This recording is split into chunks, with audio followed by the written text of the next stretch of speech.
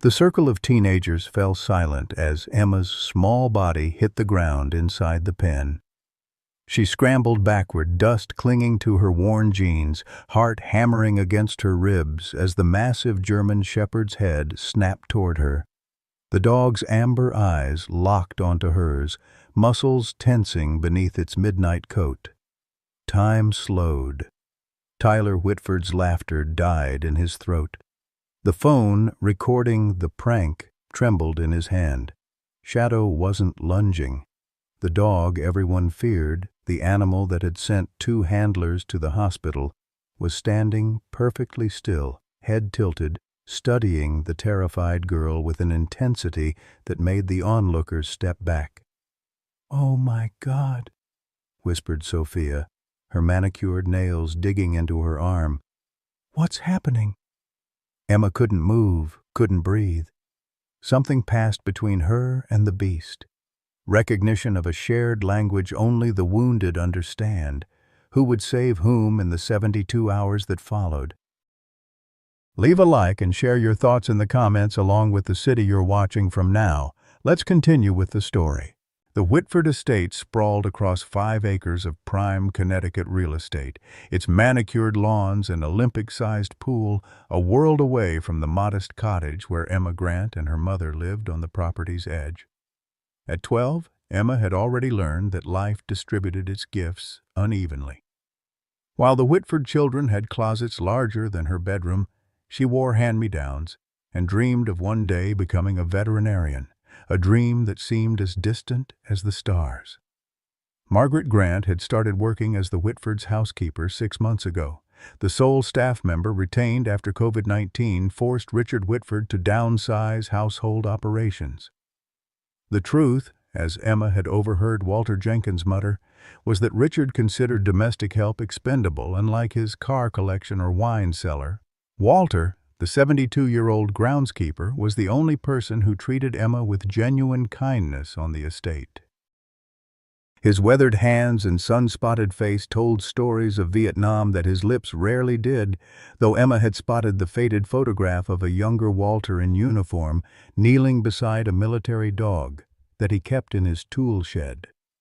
Richard Whitford embodied old money and cold calculation.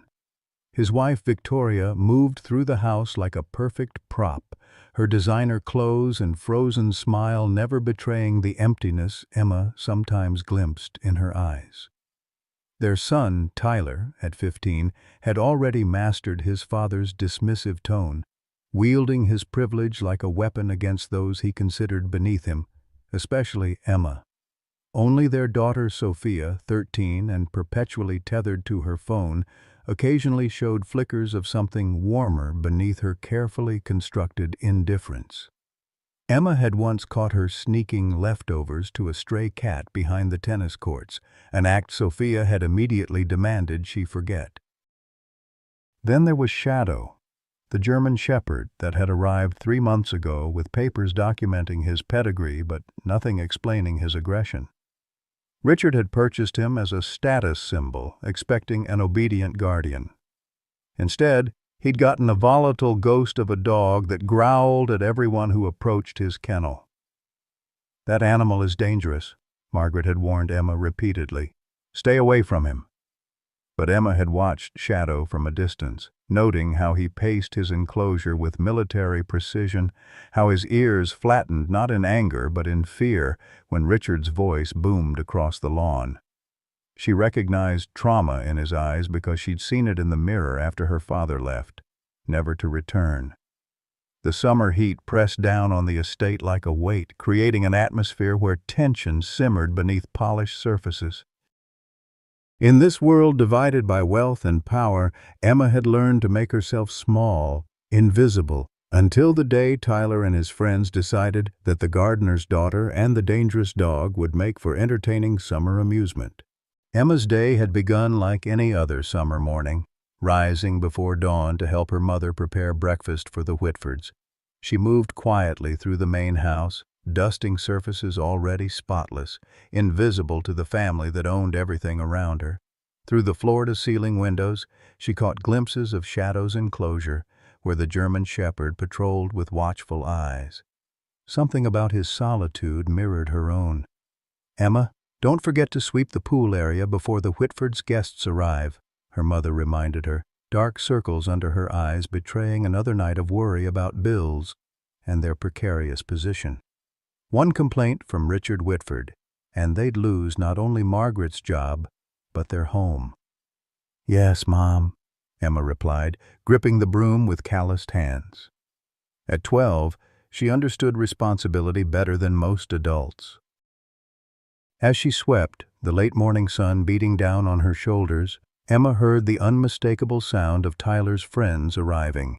Expensive cars with engines that purred like satisfied cats, doors slamming with the confidence of those who've never worried about making too much noise. They gathered by the pool, 5 teenagers with designer swimwear and careless laughter. "Hey, Tyler, is that the Helps kid?" one boy asked, not bothering to lower his voice. Emma kept her eyes on the ground, sweeping with renewed focus. "Yeah, that's little Emma," Tyler replied, his voice carrying the smirk she didn't need to see. "Mom says her mother's the best cleaner we've ever had. Too bad the daughter comes as part of the package." Laughter rippled through the group. Emma's cheeks burned, but she didn't stop working. This was nothing new. "What's with the cage over there?" asked a girl with platinum blonde hair and oversized sunglasses. "Does your family keep like a zoo or something?" Tyler's voice dropped to a theatrical whisper. "That's Shadow. Dad bought him as a guard dog, but he's completely psycho. Bit the last trainer so bad the guy needed 20 stitches. "No way!" "Seriously. Dad's going to have him put down, but he's looking for another trainer first. Some kind of champion bloodline or whatever, so he wants to try to fix him." Emma's hands tightened around the broom handle. She'd seen Richard Whitford's idea of fixing things, replacement rather than repair, discarding what didn't immediately serve his purposes. "Can we see him?" another boy asked, excitement edging his voice. "Sure, but don't get too close. That fence is electrified." It wasn't, Emma knew, but she kept silent as the group moved toward Shadow's enclosure. The German shepherd was lying in the shade, ears perked forward at the approaching teenagers. As they neared, he rose to his feet, body tense. "He doesn't look that scary," the blonde girl said, pressing closer to Tyler. "Watch this." Tyler picked up a stick and threw it against the fence. Shadow lunged forward, a deep growl rumbling from his chest. The teenagers jumped back, laughing nervously. From the corner of her eye, Emma saw Walter emerge from his tool shed, his weathered face creased with concern. He moved slowly toward the house, likely to report the teen's behavior, but he wouldn't make it in time. "I have an idea," Tyler announced, a dangerous gleam in his eye. "Let's see if he's really as vicious as everyone says." Emma felt a chill despite the summer heat. She abandoned her broom and started to back away, but Tyler had already spotted her. "Hey, Emma, come here a second." Years of conditioning to obey the Whitfords froze her in place. "I need to finish sweeping," she said, hating the tremor in her voice. "That can wait," Tyler insisted, his tone making it clear this wasn't a request. "We need your help with something." The other teenagers turned to look at her, their expressions ranging from amusement to discomfort. The blonde girl whispered something to Tyler, who laughed. "Don't be such a baby, Megan. It'll be fine. Come on, Emma." Walter had disappeared, and Emma's mother was inside preparing lunch.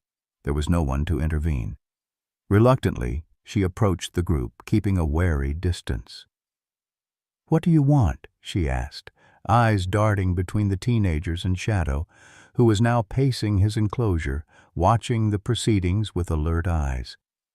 "We were just wondering," Tyler said casually, "if dogs can tell the difference between rich and poor people. Dad says animals can sense weakness." His friends snickered, but Emma noticed Sophia hanging back from the group, her face unreadable behind large sunglasses. "I have work to do," Emma said, turning to leave. What happened next occurred so quickly she had no time to react. Two of Tyler's friends grabbed her arms, lifting her almost off her feet. She struggled, but they were bigger, stronger. "Let me go," she demanded, fear rising in her throat. "Just a little experiment," Tyler said, moving toward the gate of Shadow's enclosure. He produced a key, stolen from somewhere, Emma guessed, and unlocked it. "We want to see if Shadow here is a good judge of character." "Tyler, stop!" It was Sophia who spoke, stepping forward. "Dad will kill you if you mess with that dog." "Dad won't know unless someone tells him," Tyler countered, his eyes narrowing at his sister. "Are you going to be a snitch, Soph?" Sophia hesitated, then stepped back, her momentary courage failing under her brother's challenge. "This is stupid," one of the boys holding Emma muttered, but he didn't release her. Tyler swung the gate open just wide enough. "Bring her over." "No, please!" Emma's voice rose as panic set in. She'd seen Shadow's powerful jaws, the intensity in his eyes. "He'll attack me." "Maybe, maybe not," Tyler shrugged. "That's what we're going to find out." Inside his enclosure, Shadow had gone still, watching the commotion with focused attention. His ears were forward, his posture alert rather than aggressive, but Emma was too frightened to notice these subtleties. The boys half carried, half dragged her to the gate. Emma fought with everything she had, tears streaming down her face. "Please don't do this." "Just a quick test," Tyler insisted, his excitement betraying a cruelty Emma had always sensed beneath his polished exterior. "If he starts to attack, we'll pull you right out." With a sudden shove, Emma was propelled through the gate, stumbling to her knees on the hard-packed dirt.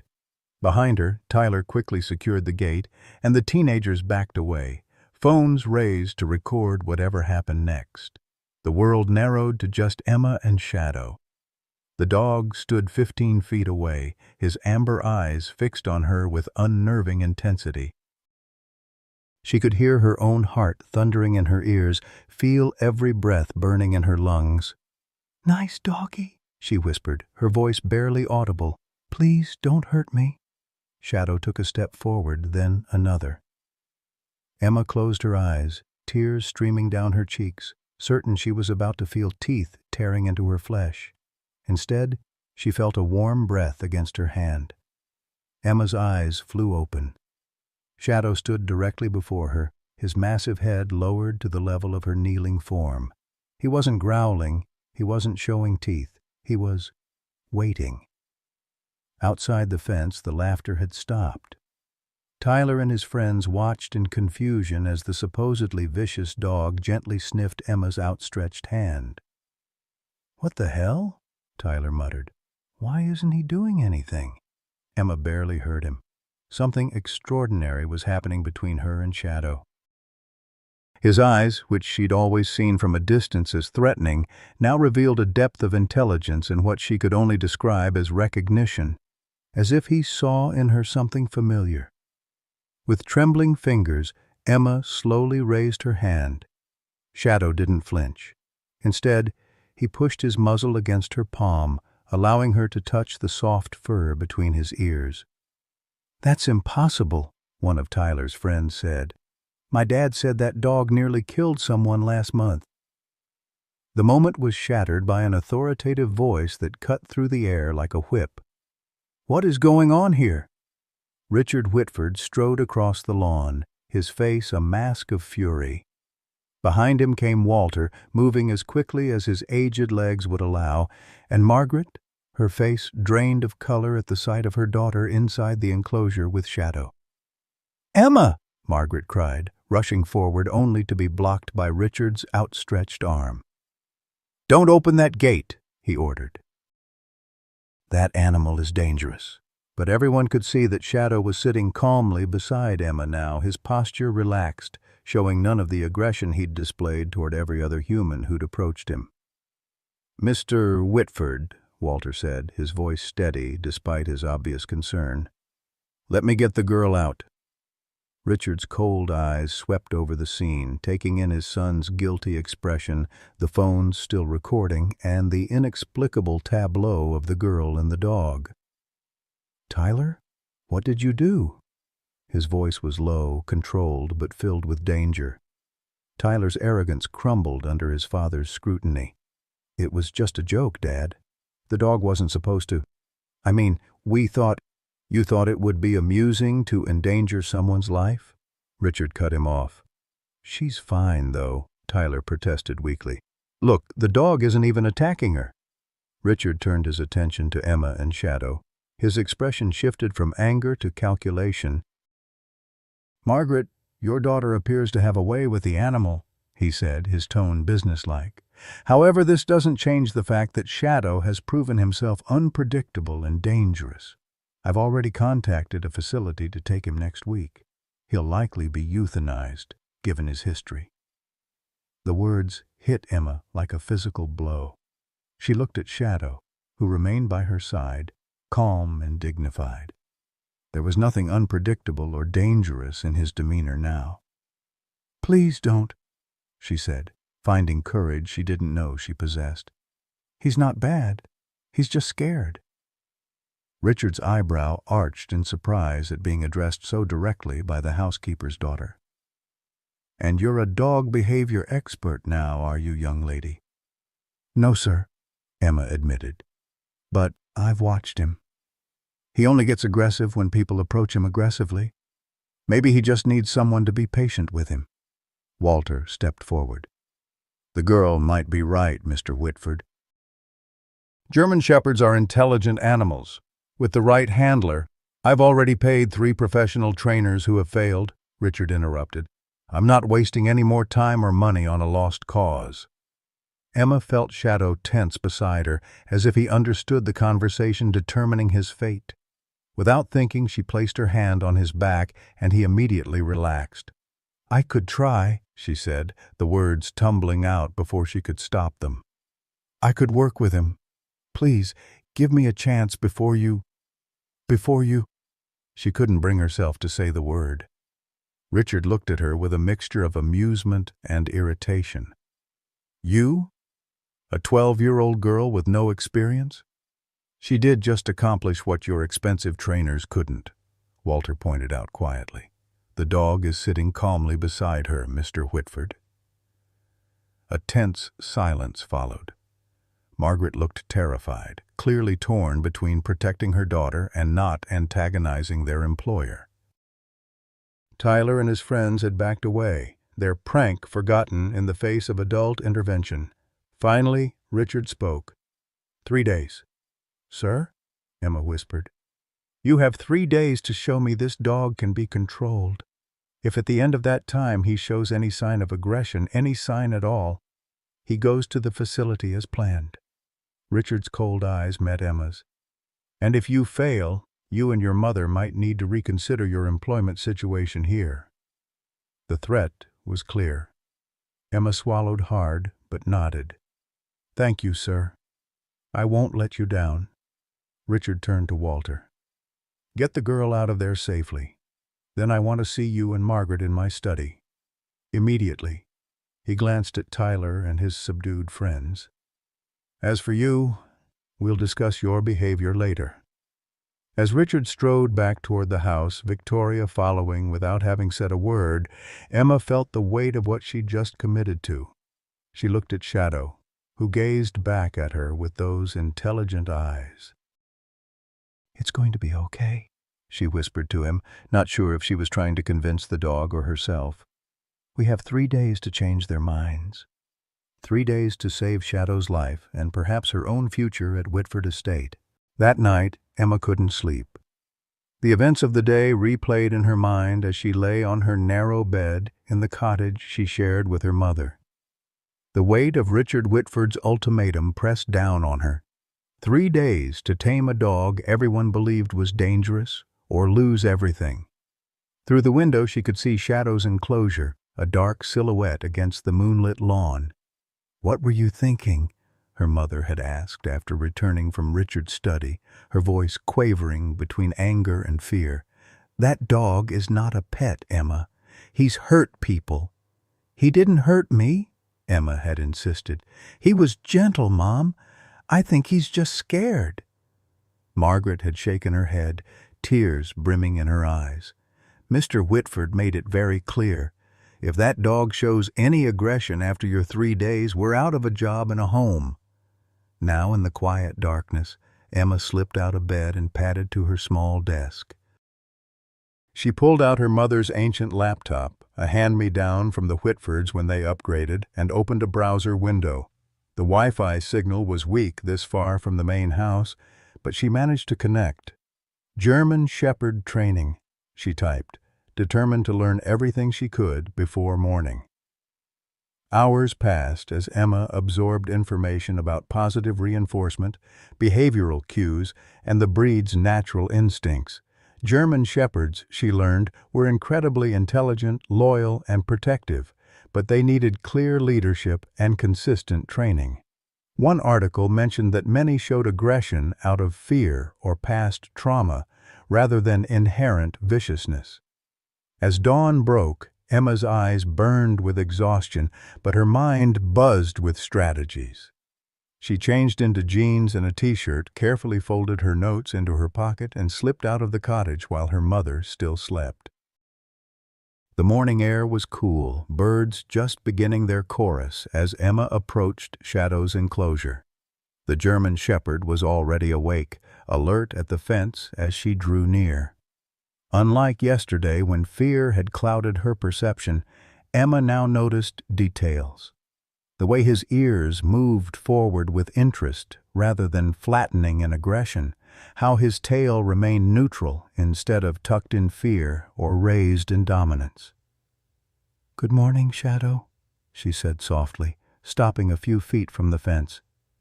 "I'm going to help you, but you need to help me too, okay?" The dog tilted his head, watching her with those intelligent amber eyes. Emma slowly reached into her pocket and withdrew a piece of chicken she'd saved from last night's dinner. Shadow's nose twitched, his attention focused on her hand.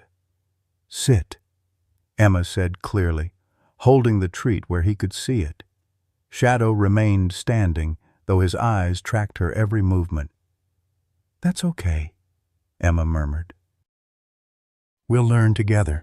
She placed the treat on the ground just outside the fence, where Shadow could smell but not reach it.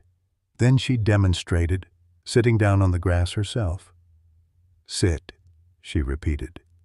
To her amazement, Shadow lowered his hindquarters, maintaining eye contact. Emma's heart leaped. She quickly pushed the treat under the fence, which Shadow accepted with gentle precision. "Good boy," she exclaimed, careful to keep her voice calm despite her excitement. "Well, I'll be damned." Emma startled at the gruff voice behind her. Walter Jenkins stood a few yards away, work gloves in hand, observing with undisguised interest. "Mr. Jenkins, I can see what you're doing," he interrupted, but there was no admonishment in his tone. "And I'm impressed. That dog hasn't responded to anyone like that since he arrived." Emma brushed grass from her jeans as she stood. "I read that German Shepherds are really smart." "They can learn commands quickly if you're patient." Walter nodded, his weathered face solemn. "They're one of the smartest breeds, used extensively in police work, search and rescue, military operations." He paused, studying Shadow with a knowing eye. "This one has training. I'd bet my pension on it." "How can you tell?" Emma asked. "The way he moves, how he observes. That's no ordinary pet someone abandoned." Walter moved closer, keeping a respectful distance from the fence. "Mind if I watch you work with him a bit?" Emma nodded, grateful for an adult who didn't immediately dismiss her efforts. She turned back to Shadow, who remained sitting attentively. "Lie down," she commanded gently, demonstrating by patting the ground. Shadow hesitated, then lowered himself to his belly. Emma rewarded him with another small piece of chicken, her confidence growing. For the next hour, Emma worked through basic commands: sit, stay, come, while Walter observed quietly. Shadow responded with increasing responsiveness, performing each command with a precision that seemed to confirm Walter's suspicions about prior training. "That's enough for now," Walter finally said. Don't want to overwhelm him on the first day, or yourself. Emma nodded, giving Shadow a final treat and praise before stepping back from the fence. Mr. Jenkins, do you think I can really do this?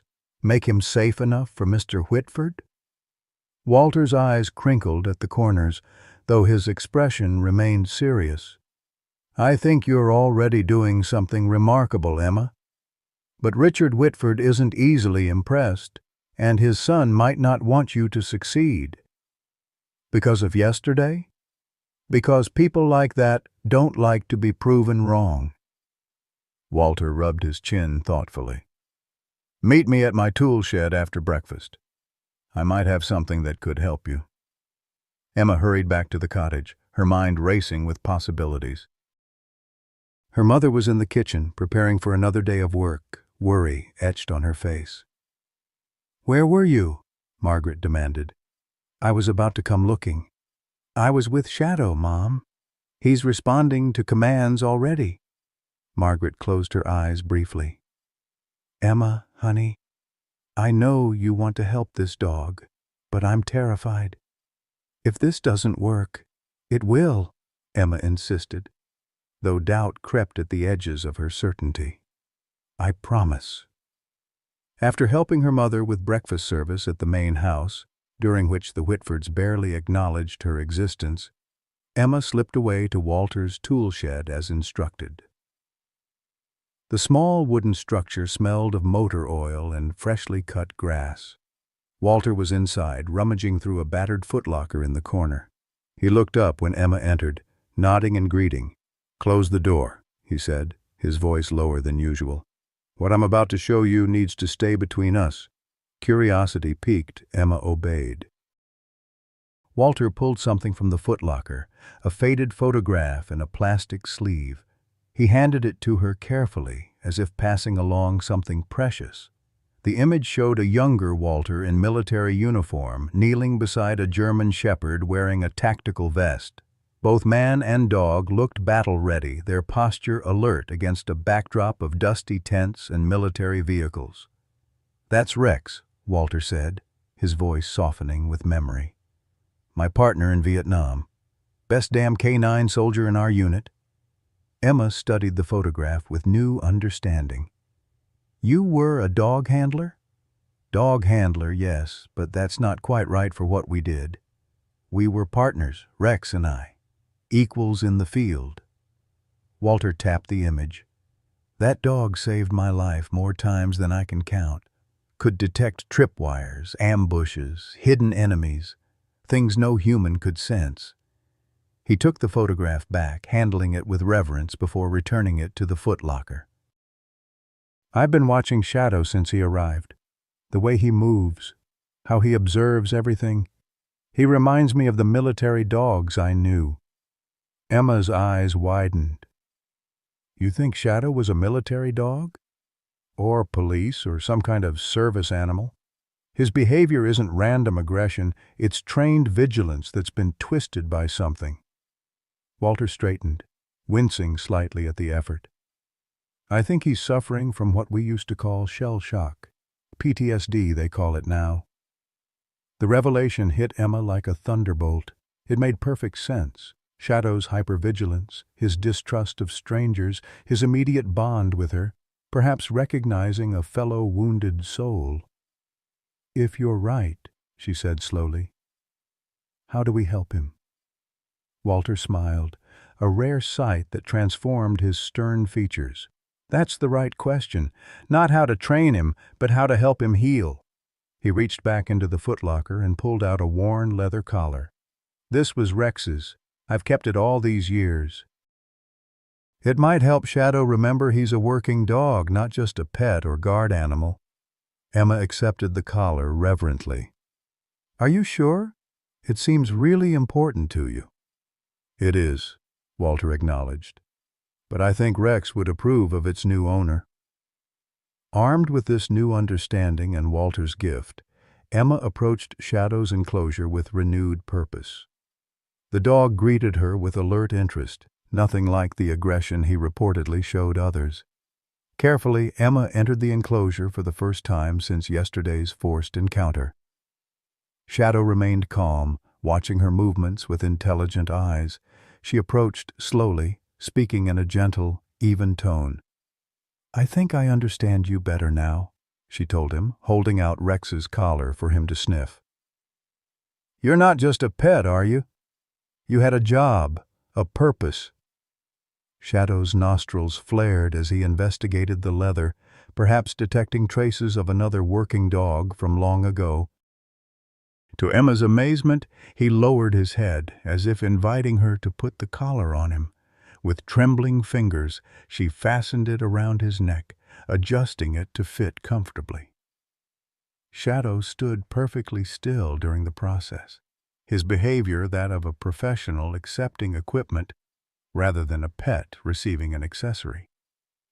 "Good boy," Emma whispered, fighting back unexpected tears.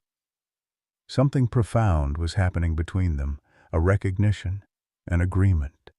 She was offering him respect and understanding. He was offering trust and partnership. "Emma!" The sharp voice shattered the moment. Tyler Whitford stood outside the enclosure, his expression a mixture of disbelief and irritation. "What are you doing in there?" Shadow immediately tensed, a low growl rumbling in his chest as he moved slightly in front of Emma, positioning himself between her and the perceived threat. "It's okay," Emma murmured to Shadow, placing a calming hand on his back. To Tyler she said, "I'm training him like your father said I could." Tyler snorted. "Training? You don't know the first thing about training a dog like this." "Maybe not," Emma admitted. "But I'm learning, and he's responding." "Yeah, right. My dad says he's going to get put down anyway. This is just giving you false hope." Tyler's eyes narrowed. "You got lucky yesterday, that's all." Shadow's growl deepened, sensing Emma's discomfort. She maintained her calming touch, keeping her voice steady. "Why are you here, Tyler?" The boy shifted, suddenly seeming younger than his 15 years. "My dad sent me to apologize for yesterday," he muttered, clearly hating every word. "He says what we did was unacceptable behavior unbecoming of the Whitford name." The rehearsed phrase fell flat from his reluctant lips. "You could have gotten me killed," Emma said quietly. "But I didn't," Tyler shot back defensively. "The dog didn't do anything. That doesn't make it okay." Tyler's face flushed. "Whatever. Apology delivered. Good luck with your project." He turned to leave, then paused. "Just so you know, my dad's already called someone to evaluate the dog at the end of your 3 days. Some expert who'll probably just confirm what everyone already knows. That animal is dangerous and needs to be put down." After Tyler stormed off, Emma sank to her knees beside Shadow, her hand still resting on his solid frame. "We'll prove them wrong," she promised him. "Somehow." Later that afternoon, as Emma continued working with Shadow on more advanced commands, she became aware of being watched. Glancing toward the main house, she spotted Sophia Whitford observing from a second-story window. Unlike Tyler's open hostility, Sophia's expression held something different: curiosity, perhaps even a hint of admiration. When their eyes met, Sophia didn't immediately turn away. Instead, she raised her hand in a tentative wave. Emma, surprised, waved back. A moment later, Sophia disappeared from the window. By evening, exhaustion weighed on Emma's shoulders, but satisfaction bloomed in her chest. Shadow had responded to every command with increasing confidence, even allowing her to lead him on a short walk around his enclosure on a makeshift leash. As she prepared to leave him for the night, a soft voice called her name. Emma turned to find Sophia approaching cautiously, keeping a safe distance from Shadow's fence. "Hi," Sophia said, her usual cool demeanor replaced by something more hesitant. "I've been watching you with him. It's impressive." Emma blinked in surprise at the unexpected compliment. Thanks. He's really smart. I wanted to say I'm sorry about yesterday, Sophia continued, her voice dropping. I should have tried harder to stop Tyler. Why didn't you? Emma asked, not accusingly but with genuine curiosity. Sophia's gaze dropped to her designer shoes. It's complicated. Tyler can make life difficult when he wants to. She glanced up at Shadow, who was watching their interaction with alert interest. Is it true what my father says, that he attacked someone? Emma thought about Walter's theory. I think there's more to his story than what we know. He doesn't seem vicious to me, just scared and misunderstood. Something flickered across Sophia's face. Recognition, perhaps. I should go before my mother sees me talking to you, but she hesitated, then reached into her pocket and pulled out a small book. I found this in the library. It's about German shepherds. Maybe it could help. She placed the book on the ground and backed away. Good luck, Emma. As Sophia disappeared back toward the house, Emma felt a small spark of hope. Maybe she wasn't completely alone in this challenge after all. Night fell over Whitford Estate, the first of Emma's 3 days drawing to a close. In her small bedroom, she pored over Sophia's book by flashlight, absorbing every detail about the breed's history, psychology, and training methods. Outside, a full moon illuminated Shadow's enclosure where the German shepherd sat alert, as if standing guard over something precious. 1 day down, 2 to go. Tomorrow would bring new challenges, but tonight, Emma allowed herself to believe in possibilities. Dawn broke over Whitford Estate with a palette of pinks and golds, the early summer air carrying the scent of freshly cut grass and dew-dampened earth. Emma had slept fitfully, her dreams filled with running dogs and ticking clocks. She rose before her alarm, eager to begin her second day with Shadow. Margaret watched her daughter with worried eyes over a hasty breakfast of toast and jam. Mr. Whitford asked about your progress when I brought his coffee this morning, she said, trying to keep her voice neutral. Emma looked up, a mixture of hope and anxiety crossing her face. What did you tell him? I said you were working hard and that the dog seemed to be responding. Margaret placed her hand over her daughter's. Emma, honey, I need you to understand something. Even if you do everything right, Mr. Whitford might still decide to send that dog away. Emma pulled her hand back. That's not fair. Life at Whitford Estate isn't about fairness, Margaret said softly. I just don't want your heart broken when... If, Emma corrected. If it doesn't work out. She stood, gathering her notes and the book Sophia had given her. But it will, Mom. I know it will. The morning sun had barely cleared the trees when Emma reached Shadow's enclosure. To her surprise, Walter was already there, watching the German shepherd with thoughtful eyes.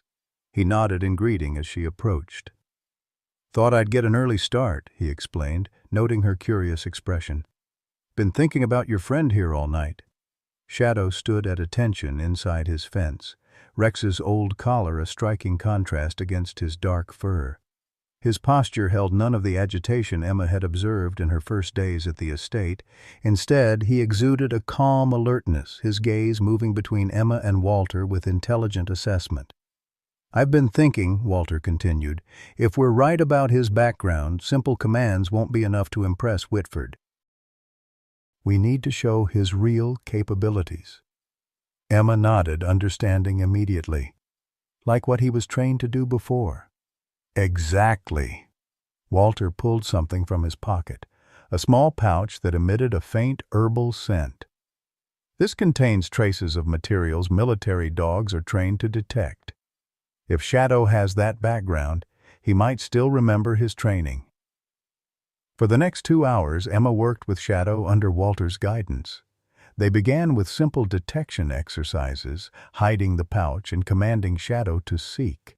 To their amazement, the dog responded with immediate focus, finding the hidden item within seconds and indicating his discovery with a precise paw motion, a trained response that confirmed Walter's suspicions. "I knew it," the old man murmured, watching Shadow's performance with growing certainty. This dog had specialized training. Expensive training.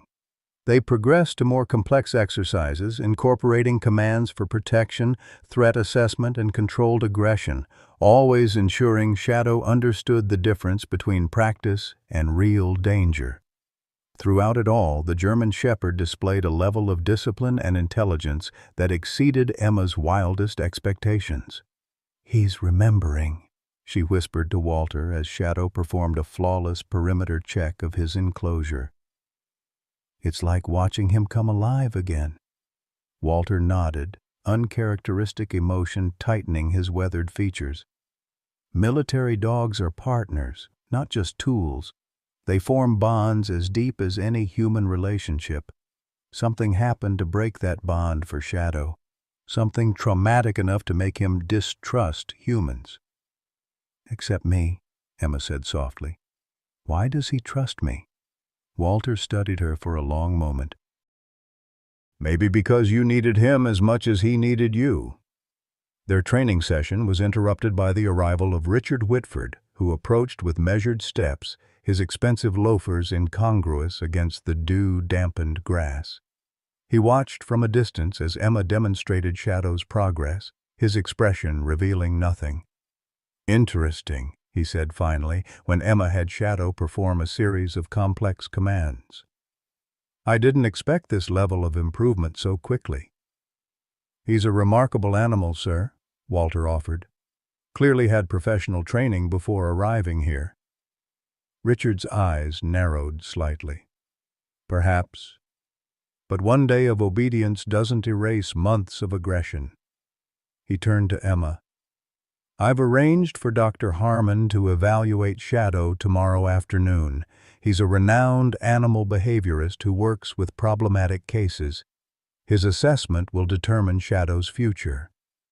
Emma felt her heart sink. One day early, they were losing precious training time. "But you said I had 3 days," she protested before she could stop herself. Richard's expression hardened. "I said Shadow had 3 days to prove he's not dangerous. Dr. Harmon is booked months in advance. I was fortunate to secure his services on short notice." His tone made it clear the discussion was over. "Continue your work if you wish, but prepare yourself for a professional evaluation tomorrow."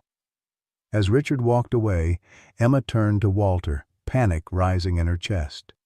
"Tomorrow? We're not ready." "Calm down," Walter counseled, though concern lined his face. "Shadow is already showing remarkable progress.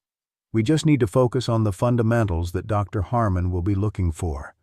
Impulse control, response to provocation, obedience under stress." They redoubled their efforts, working through lunch and into the afternoon. Shadow continued to excel, but Emma couldn't shake the feeling that Richard was deliberately moving up the timeline to ensure failure. During a brief water break, Walter disappeared into his tool shed and returned with a worn notebook.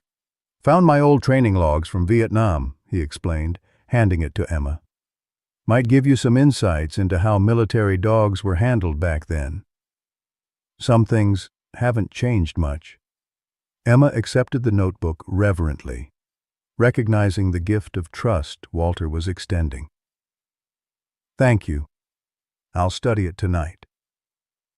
As the afternoon wore on, Emma noticed Sophia watching again from various windows of the main house. Eventually, the girl emerged onto the back terrace, pretending to read while casting frequent glances toward Shadow's enclosure. After Walter departed to tend to his groundskeeping duties, Emma made a bold decision. She attached a long lead to Shadow's collar, and with careful commands led him out of his enclosure for the first time.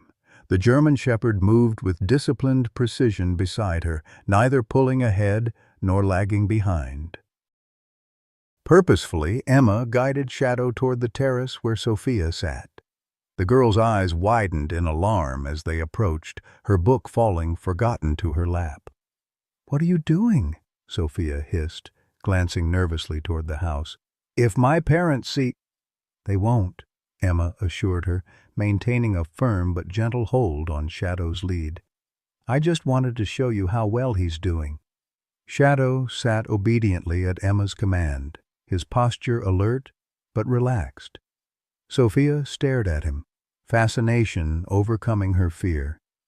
"He doesn't seem scary at all now," she admitted quietly. "He's not. He just needed someone to understand him." Emma hesitated, then took a chance. "Would you like to pet him?" Sophia bit her lip, conflict playing across her features.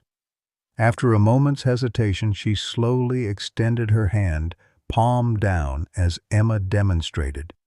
Shadow sniffed her fingers cautiously, then allowed her to touch the top of his head.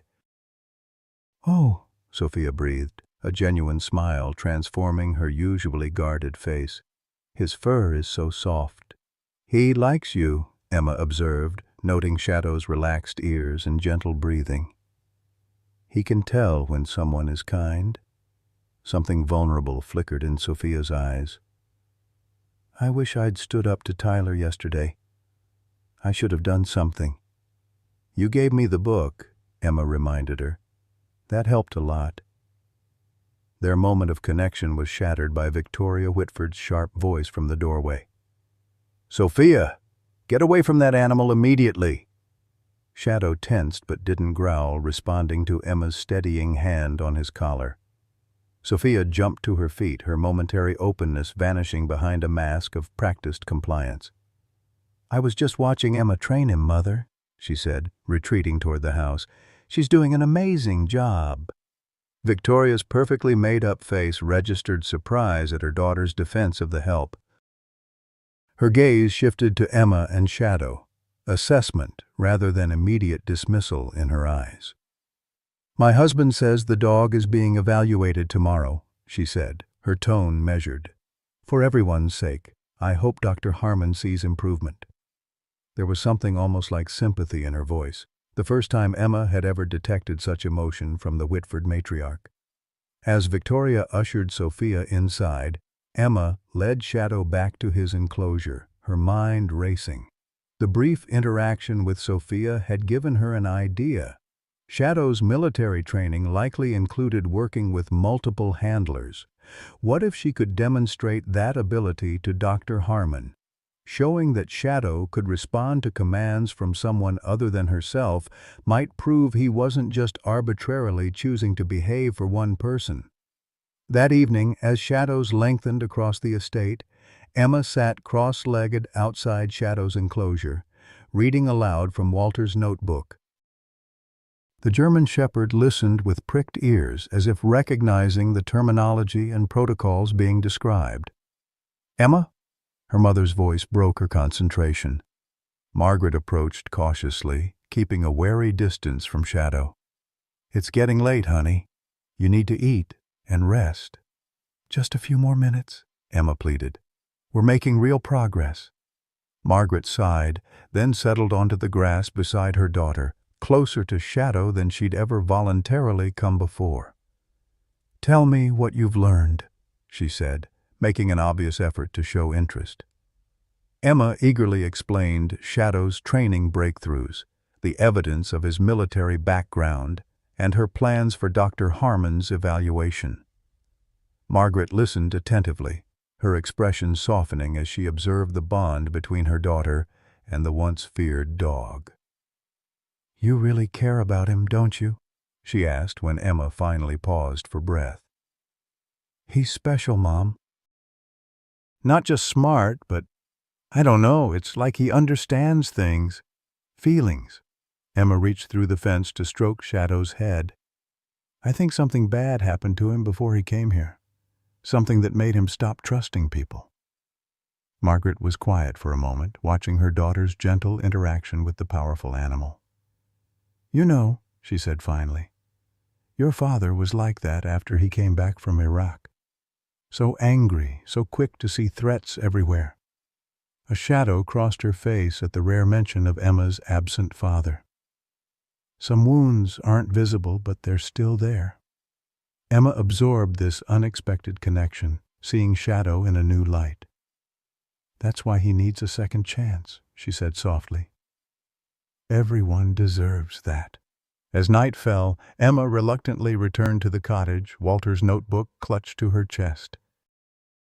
She stayed up late reading by flashlight, absorbing every detail of K-9 training protocols, handler relationships, and combat experiences.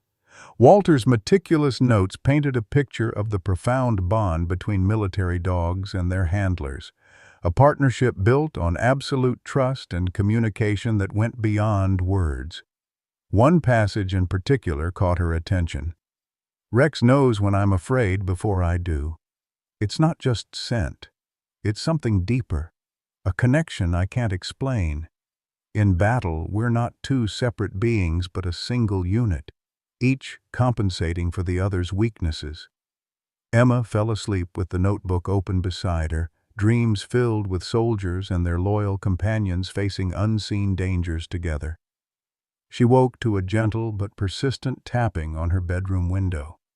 Disoriented, Emma fumbled for her flashlight, illuminating Sophia Whitford's face pressed against the glass. Heart pounding, she hurried to open the window. "Sophia." "What are you doing here?" The girl glanced nervously over her shoulder. "I snuck out. I need to tell you something about tomorrow." Emma helped her climb through the window, noting Sophia's expensive pajamas and the tension in her shoulders. "I overheard my father talking to Dr. Harmon on the phone," Sophia whispered once safely inside. "The doctor already thinks Shadow should be put down. Dad told him about the previous incidents, and I think the evaluation is just a formality. They've already decided." Emma's stomach dropped. "That's not fair. They haven't even seen how much he's improved." "I know," Sophia agreed, surprising Emma with her vehemence. "It's wrong. Shadow's different with you. Anyone can see that." She hesitated, then added, "I think my father is embarrassed that you succeeded where his expensive trainers failed. He doesn't like being wrong." Emma sank onto her bed, despair threatening to overwhelm her. "What am I going to do?" "If the evaluation is rigged from the start—" "That's why I came," Sophia interrupted, unexpected determination in her voice. "I want to help. I have a plan." Early the next morning, before the household stirred, Emma and Sophia met at Shadow's enclosure.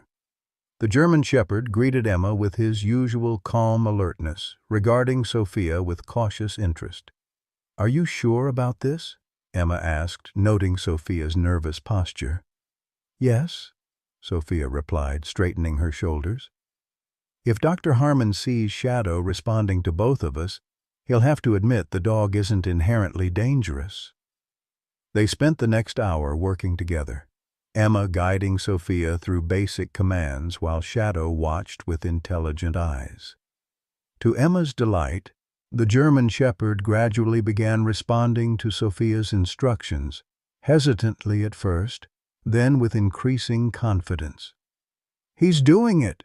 Sophia exclaimed when Shadow performed a perfect stay at her command. "He's actually listening to me, because he trusts you," Emma explained, pride warming her voice, "and because you're being patient and respectful." As the sun climbed higher, casting long shadows across the manicured lawn, Emma noticed Walter approaching. The old groundskeeper's eyebrows rose at the sight of Sophia Whitford in jeans and sneakers, likely the most casual outfit she owned, working alongside Emma. "Well, this is unexpected," he commented, though his eyes held approval. "Making progress?" "Shadow's responding to both of us now," Emma reported eagerly. "We're hoping it will help convince Dr. Harmon that he's not dangerous."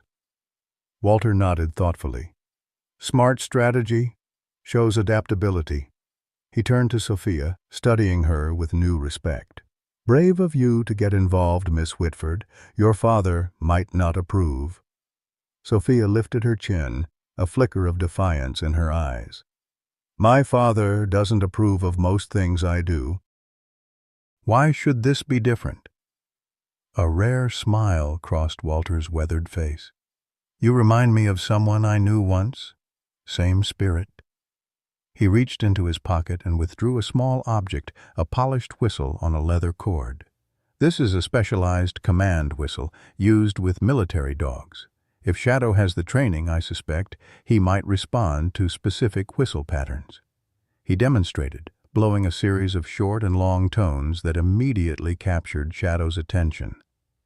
The German Shepherd's ears perked forward, his body language shifting to alert readiness. "That's amazing," Sophia breathed, as Shadow responded to another whistle pattern by performing a perimeter check of his enclosure. "It's muscle memory," Walter explained, "deep training that becomes instinct." Their impromptu training session ended abruptly with the arrival of Tyler, who stood at the edge of the lawn watching them with narrowed eyes. "What are you doing, Soph?" he called, his voice carrying an edge. "Dad's looking for you. Dr. Harmon will be here in an hour." Sophia tensed but didn't immediately retreat. "I'm helping Emma with Shadow. He's actually really well trained." Tyler's expression darkened. "Since when do you care about dogs? Or hang out with the help?" "Since I realized some people are worth knowing regardless of who their parents are," Sophia retorted, surprising everyone with her directness. Tyler's face flushed, anger and something like hurt flickering in his eyes. "Whatever. Just come back to the house before Dad comes looking for you himself." He turned and stalked away, shoulders rigid. "I should go," Sophia said reluctantly. "My parents can't know I was helping. Not yet." Emma nodded, understanding the girl's precarious position. "Thank you, Sophia. This means a lot." As Sophia hurried back toward the main house, Walter turned to Emma, his expression grave. "Dr. Harmon has a reputation for being thorough but also rigid in his assessments." "He won't be easily impressed." "Then we'll just have to be extraordinary," Emma replied, determination hardening her resolve. She looked at Shadow, who sat attentively awaiting his next command. "We've come too far to give up now." The hours ticked by with agonizing slowness as Emma and Walter put Shadow through final preparations. They practiced scenarios likely to arise in Dr. Harmon's evaluation, responses to sudden noises, interactions with strangers, reaction to perceived threats, with Shadow performing flawlessly each time. "Remember," Walter advised as they spotted a sleek black car approaching up the long driveway, "no matter what happens today, you've already accomplished something remarkable. That dog was lost before you found him." Emma swallowed the lump in her throat, grateful for the old man's unwavering support. "We're going to succeed," she said, trying to convince herself as much as Walter. "We have to." As Dr. Harmon's car pulled to a stop before the main house, Emma squared her shoulders and placed her hand on Shadow's head. The German Shepherd leaned slightly into her touch, solid and reassuring. "This is it, boy," she whispered. "Time to show everyone who you really are." Dr. Raymond Harmon cut an imposing figure as he stepped from his black sedan, tall and broad-shouldered with silver hair cropped close to his scalp and piercing blue eyes that seemed to evaluate everything they fell upon. He wore khaki pants and a button-down shirt with the sleeves rolled up, revealing forearms corded with muscle.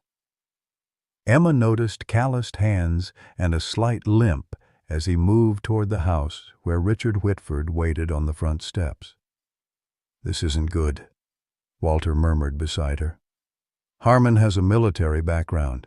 He'll be harder to impress with basic obedience." Emma's stomach tightened. Maybe that's a good thing.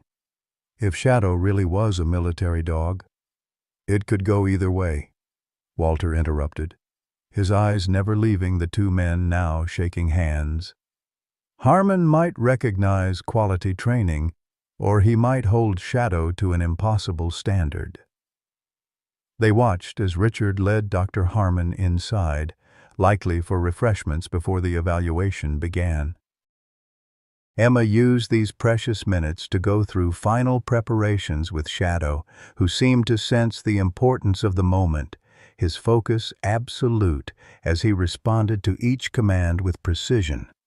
"Remember," Walter said, adjusting Rex's old collar around Shadow's neck, "no matter what happens, you've given this dog something invaluable. Trust. Don't let anyone take that away."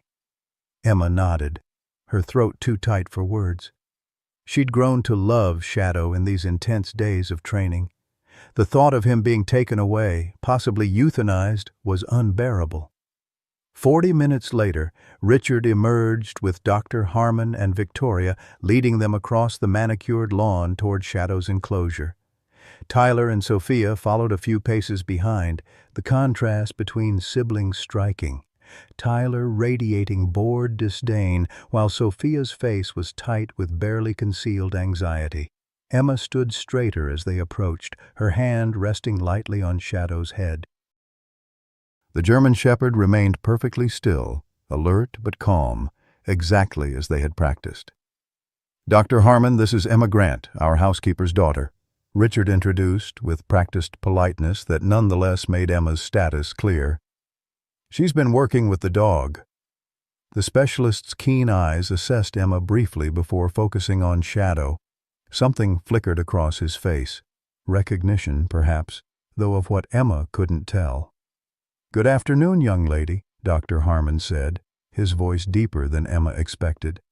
"Mr. Whitford has explained the situation. I understand you believe this dog has been misunderstood." "Yes, sir," Emma replied, fighting to keep her voice steady. "Shadow is intelligent and responsive. He just needed patience and the right approach." Dr. Harmon made a non-committal sound, pulling a small notebook from his pocket. "I'll be conducting a standardized evaluation to determine his temperament and potential risk factors. Please step away from the animal so I can observe his natural behavior." Emma hesitated, reluctant to leave Shadow's side. Walter placed a reassuring hand on her shoulder, guiding her back a few steps. Shadow remained sitting, his eyes tracking Emma's movement before returning to focus on the newcomers. "Interesting," Dr. Harmon murmured, making a note. No immediate aggression response to strangers. He moved closer to the fence, observing Shadow's reactions. "Tell me what you know about this dog's history." Richard cleared his throat. "I purchased him from a breeder in Massachusetts about 3 months ago. He came with papers showing champion bloodlines, but his behavior has been problematic from the start. He's bitten 2 professional trainers and nearly attacked a house guest." "That's not the whole story," Emma interjected before she could stop herself. All eyes turned to her, Richard's narrowing in displeasure. "I mean, Shadow only reacts aggressively when he feels threatened or cornered. He's never initiated an attack unprovoked." Dr. Harmon regarded her thoughtfully. "And how did you determine this?" "By watching him," Emma said simply, "and by giving him space to make choices instead of forcing him to comply." The specialist's expression softened marginally. "A wise approach with any animal." He turned back to Shadow, who continued to observe the proceedings with alert calm. "Let's begin the assessment." What followed was the most stressful hour of Emma's young life. Dr. Harmon put Shadow through a series of increasingly challenging tests, reactions to sudden movements, loud noises, unfamiliar objects, and simulated threats. With each test, Emma held her breath, silently willing Shadow to remember his training. The German Shepherd performed admirably, showing appropriate caution without aggression, maintaining discipline even when startled by a clipboard doctor. Harmon deliberately dropped near the fence. Emma caught Walter's eye, hope rising in her chest at Shadow's exemplary behavior. "Now," Dr. Harmon said after completing his notes, "I'd like to see how he responds to commands from his handler." He gestured toward Emma. "Please demonstrate basic obedience." This was the moment they had prepared for. Emma stepped forward, her voice clear and confident as she put Shadow through a series of commands: sit, stay, lie down, come, which he executed flawlessly. She then demonstrated more advanced commands, including perimeter checks and controlled alert responses, revealing the depth of Shadow's training.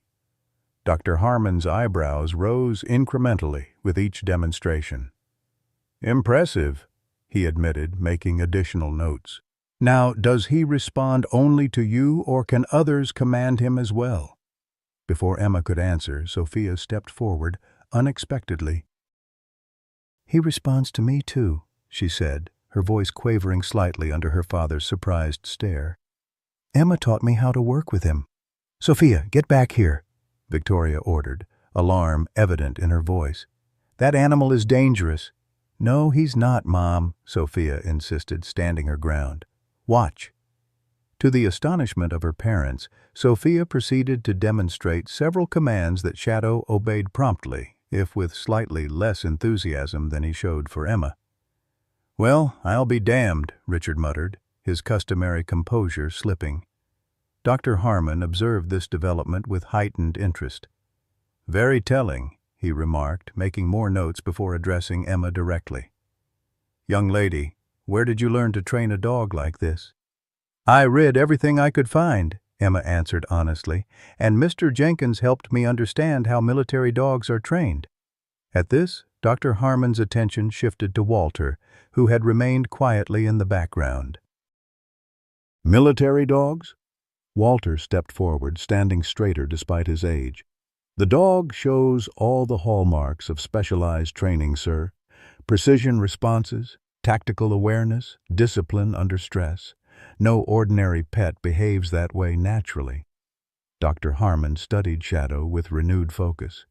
"Mr. Whitford, may I enter the enclosure?" A tense silence followed his request. Richard looked uncertain for the first time since Emma had known him. "Is that safe?" "If what I suspect is correct, yes." Dr. Harmon's confidence was unwavering. "I'd like to confirm something." Richard reluctantly nodded his permission. Dr. Harmon opened the gate and entered Shadow's space with deliberate, measured movements. The German shepherd remained sitting, alert but not threatening. Emma held her breath, praying Shadow wouldn't misinterpret the stranger's intentions. Once inside, Dr. Harmon did something unexpected. He straightened his posture and issued a command in a language Emma didn't recognize. German, perhaps, or Dutch. Shadow's response was immediate and dramatic. He rose and positioned himself at perfect attention, eyes focused, body language completely transformed into what Emma could only describe as a soldier awaiting orders. Dr. Harmon issued several more commands in the foreign language, which Shadow executed with military precision. The specialist's face broke into a knowing smile as he turned to the astounded onlookers. "As I suspected," he announced, rejoining the group outside the enclosure. "This is a fully trained military working dog, likely from an elite unit given his level of responsiveness. These animals are valued at tens of thousands of dollars and represent years of specialized training." He looked pointedly at Richard. "Mr. Whitford, this is no ordinary German shepherd with behavioral issues. This is a professional service animal who has somehow been separated from his handler." Richard's expression cycled through confusion, disbelief, and finally calculation. "Are you certain?" "Without question," Dr. Harmon confirmed. "The commands I used are specific to NATO military K9 units. No civilian-trained dog would recognize them, let alone execute them with such precision." He turned to Emma with newfound respect. "Young lady, you've done something remarkable here. You've essentially rehabilitated a service animal suffering from what we would call post-traumatic stress in humans." Emma felt tears of vindication welling in her eyes. "So, he's not dangerous?" "Not inherently, no," Dr. Harmon clarified. "He's a highly trained working dog who likely experienced trauma that compromised his trust. Your patience and intuitive approach helped him reconnect with his training." "What happens now?" Victoria asked, her perfectly manicured hand clutching her husband's arm. "If he's a military dog, doesn't someone own him?" Dr. Harmon nodded gravely. "That's correct. These dogs are government property, highly valuable assets. If he was reported missing or stolen, there would be a record. He paused, studying Shadow with professional assessment. However, there's another possibility. Sometimes these dogs are retired due to injury or trauma, particularly if they've experienced combat situations that affect their performance. In those cases, they're typically offered for adoption to handlers or placed with specialized agencies. So we don't know which case applies here? Richard asked, his businessman's mind clearly calculating implications. Not without more information, Dr. Harmon admitted.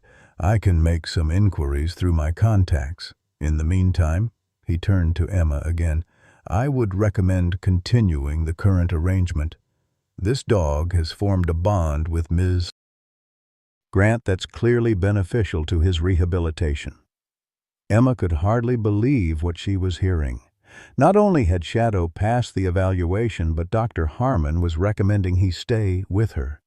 She fought to maintain composure, though her heart felt ready to burst with relief and joy. Richard, however, looked less pleased. While this is all very interesting, Dr. Harmon, my primary concern remains the animal's safety around my family. You've seen him respond well in controlled situations, but what about unpredictable circumstances? Can you guarantee he won't revert to aggression? Dr. Harmon's expression turned serious. Mr. Whitford, there are no guarantees with any animal, or human for that matter. What I can tell you is that this dog's extensive training makes him more predictable and controllable than most. With continued proper handling and a stable environment, the risk is minimal. The conversation might have continued in this vein, but it was interrupted by Tyler, who had been uncharacteristically quiet throughout the evaluation. Now he stepped forward, his face tight with an emotion Emma couldn't quite identify. "This is ridiculous," he said, voice rising. "It's just a dog. Why is everyone acting like it's some kind of war hero?" "Tyler," Victoria cautioned, but her son ignored her. "I'll show you he's still dangerous." Before anyone could stop him, Tyler darted toward Shadow's enclosure, grabbing a stick from the ground as he went. He thrust it through the fence, jabbing at Shadow while making threatening noises. "Tyler, stop!" Emma cried, lurching forward. Dr. Harmon moved with surprising speed for his age, but even he wasn't quick enough to prevent what happened next. Shadow, confronted with a direct threat, responded, not with the uncontrolled aggression Tyler clearly expected, but with a precise defensive maneuver. He dodged the stick and issued a single warning bark, loud and authoritative, without attempting to bite or attack. His posture communicated clear boundaries without excessive force, exactly as a properly trained service dog would respond. Tyler stumbled backward, startled by the controlled response rather than the attack he'd anticipated. His foot caught on an uneven patch of ground, sending him sprawling onto the manicured lawn. "Tyler!" Victoria rushed to her son's side, though he was clearly unhurt aside from his wounded pride. Dr. Harmon turned to Richard, his expression grave. "That, Mr. Whitford, was a textbook-appropriate response to provocation. Your son deliberately threatened the animal, and it responded with proportional deterrence rather than aggression. I can't think of a more conclusive demonstration of this dog's training and temperament." Richard helped Tyler to his feet, his face a storm of conflicting emotions. Emma could see him struggling between parental protectiveness and the undeniable evidence before him. "Perhaps," he conceded finally, "I've been too hasty in my judgment of the animal." "Dad," Tyler protested, but Richard silenced him with a look. "You deliberately provoked that dog, Tyler. We all saw it. We'll discuss your behavior later." He turned back to Dr. Harmon. "What would you recommend as the next steps, Doctor?" Dr. Harmon closed his notebook with a decisive snap. "First, I'll make inquiries about Shadow's official status, whether he's listed as missing or has been properly discharged from service. That will clarify his legal situation." He glanced at Emma, who was now kneeling beside Shadow's fence, murmuring reassurances to the still alert German shepherd. "In the meantime, I strongly recommend continuing Mrs. Grant's work with him. She has a natural aptitude that shouldn't be wasted." Emma barely dared breathe as Richard considered this recommendation. After what seemed an eternity, he nodded curtly. "Very well. The dog can stay for now, pending your investigation into his background." He fixed Emma with a stern look. "But he remains confined to his enclosure except during supervised training sessions. Is that understood?" "Yes, sir." Emma agreed immediately, willing to accept any conditions that kept Shadow safe. "Thank you." As the adults moved away to discuss logistics, Sophia approached Emma, a tentative smile lighting her usually guarded face. "You did it," she whispered. "I knew you could." Emma shook her head, still processing the dramatic turn of events. "We did it. Your help made a difference." Tyler watched this exchange from a distance, his expression unreadable. For a moment, it seemed he might approach, but instead, he turned abruptly and stalked back toward the house. Walter joined Emma by Shadow's enclosure, his weathered face creased in a rare smile. "Told you this dog was special," he said quietly. "Reminds me more of Rex every day." "Dr. Harmon knew right away," Emma marveled.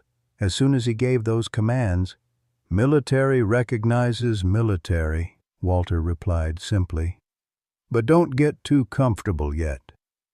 Richard Whitford isn't fully convinced, and Tyler's pride has been wounded. This isn't over." Emma nodded, sobered by the reminder. They'd won this battle, but Walter was right. The war for Shadow's future was far from decided. She reached through the fence to stroke the German shepherd's head, drawing comfort from his solid presence.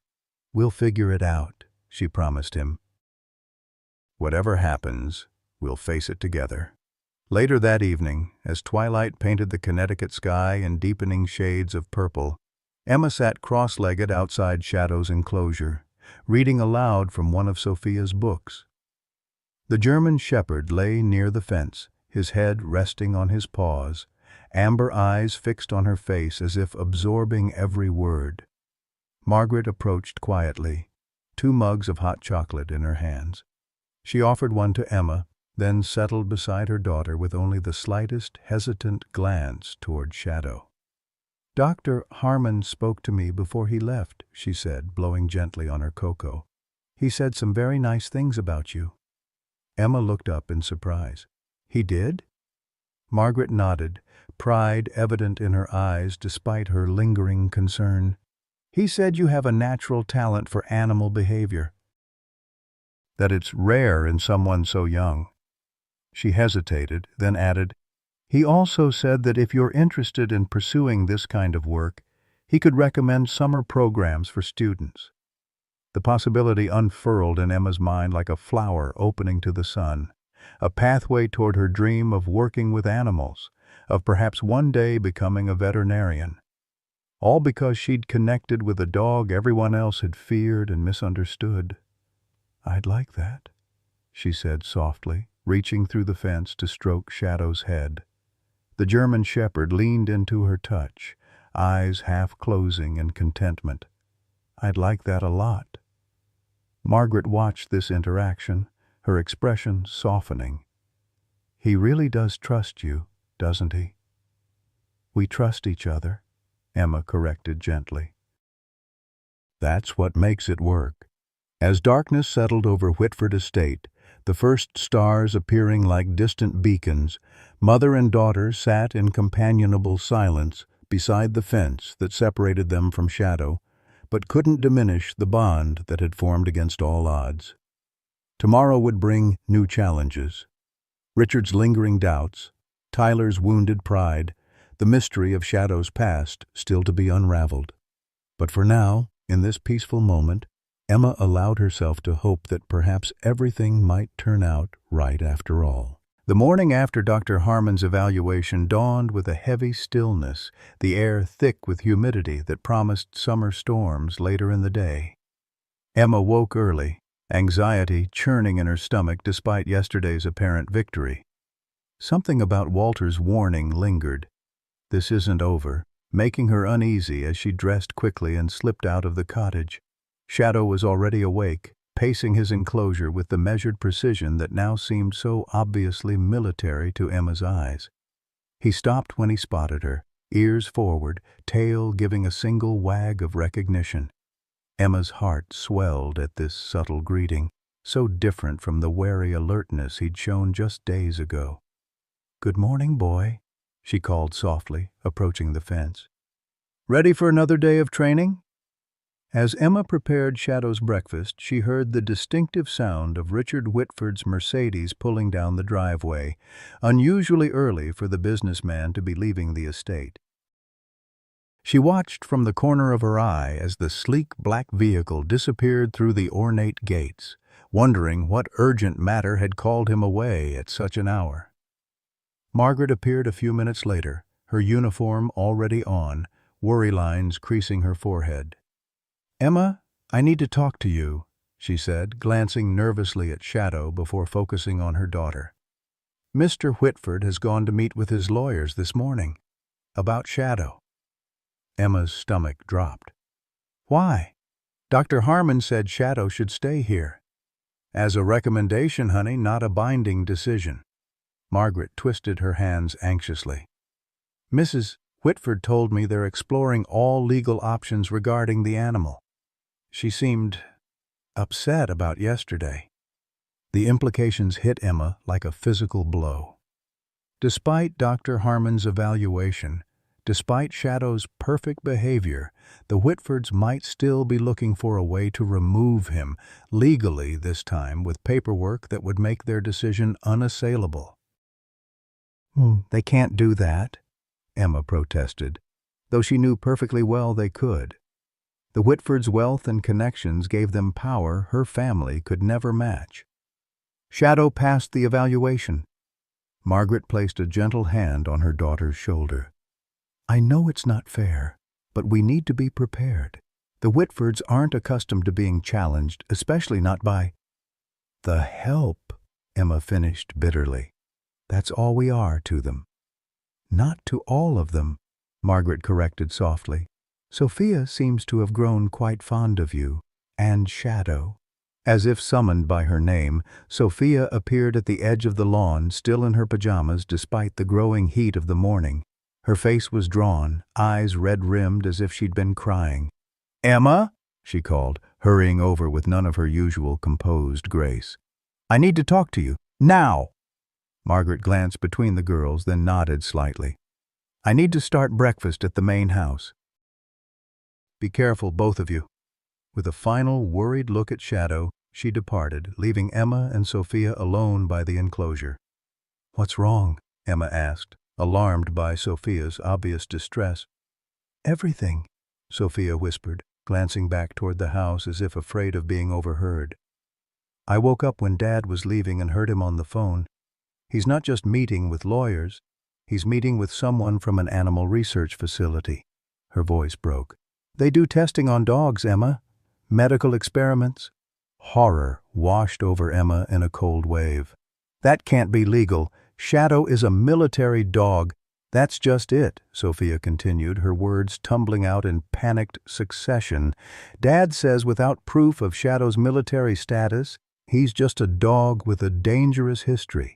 The facility takes dogs like that. They call it repurposing problematic animals for scientific advancement." She spat the words as if they tasted foul. "They're offering Dad a lot of money, plus some kind of tax write-off for donating Shadow to research." Emma felt physically ill. The thought of Shadow, intelligent, loyal Shadow, locked in a laboratory cage, subjected to experiments. It was unbearable. She turned to the German shepherd, who watched their conversation with alert concern, somehow sensing the girl's distress. "When?" Emma managed to ask through the tightness in her throat. "Tomorrow morning," Sophia replied, tears spilling down her cheeks now. "A transport van is coming at 6 a.m. before anyone would notice or make a fuss." Emma's mind raced. Less than 24 hours to prevent a nightmare. "We have to stop this. Dr. Harmon said he'd look into Shadow's background. If we can prove he's military—" "That could take days or weeks," Sophia interrupted. We don't have that kind of time." They stood in helpless silence, the weight of Shadow's fate pressing down on them. Emma felt tears of frustration burning behind her eyes. After everything they'd accomplished, after proving Shadow's worth and training, to have it end like this seemed unspeakably cruel. "What about Walter?" Emma said suddenly, hope flickering. "He has military connections. Maybe he could help." "Maybe," Sophia agreed, though doubt clouded her features. "But even if he confirmed Shadow's background, would that be enough to stop my father once he's made up his mind?"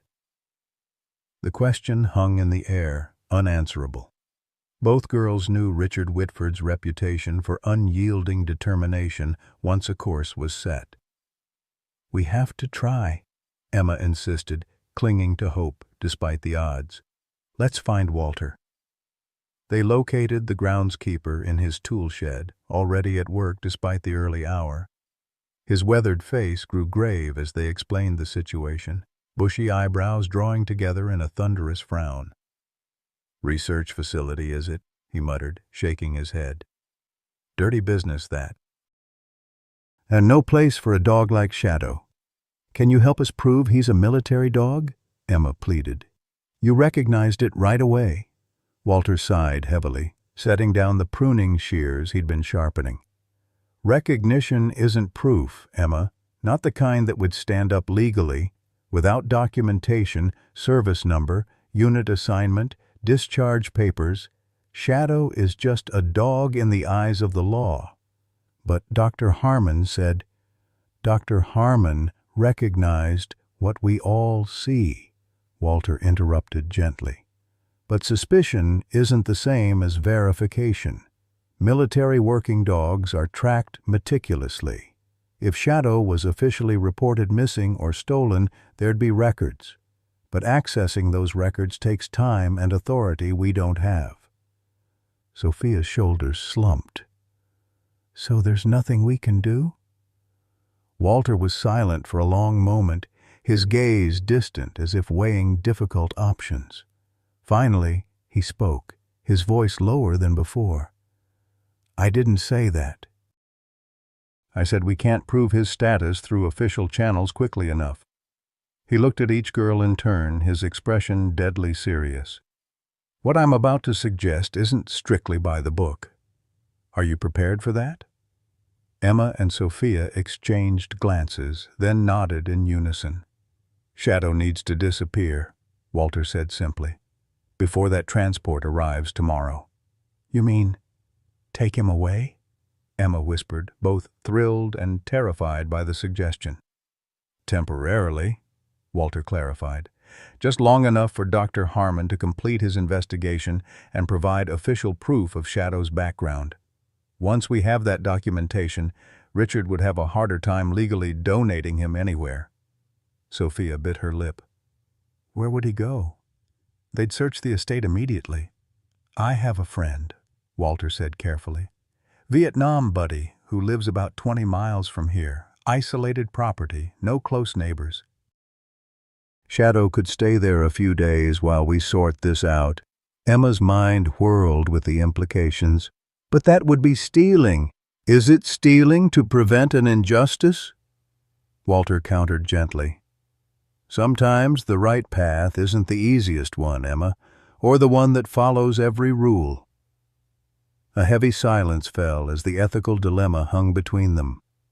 Emma thought of Shadow, his intelligence, his trust, his newfound confidence, and imagined him locked in a laboratory cage, frightened and confused, betrayed by humans once again.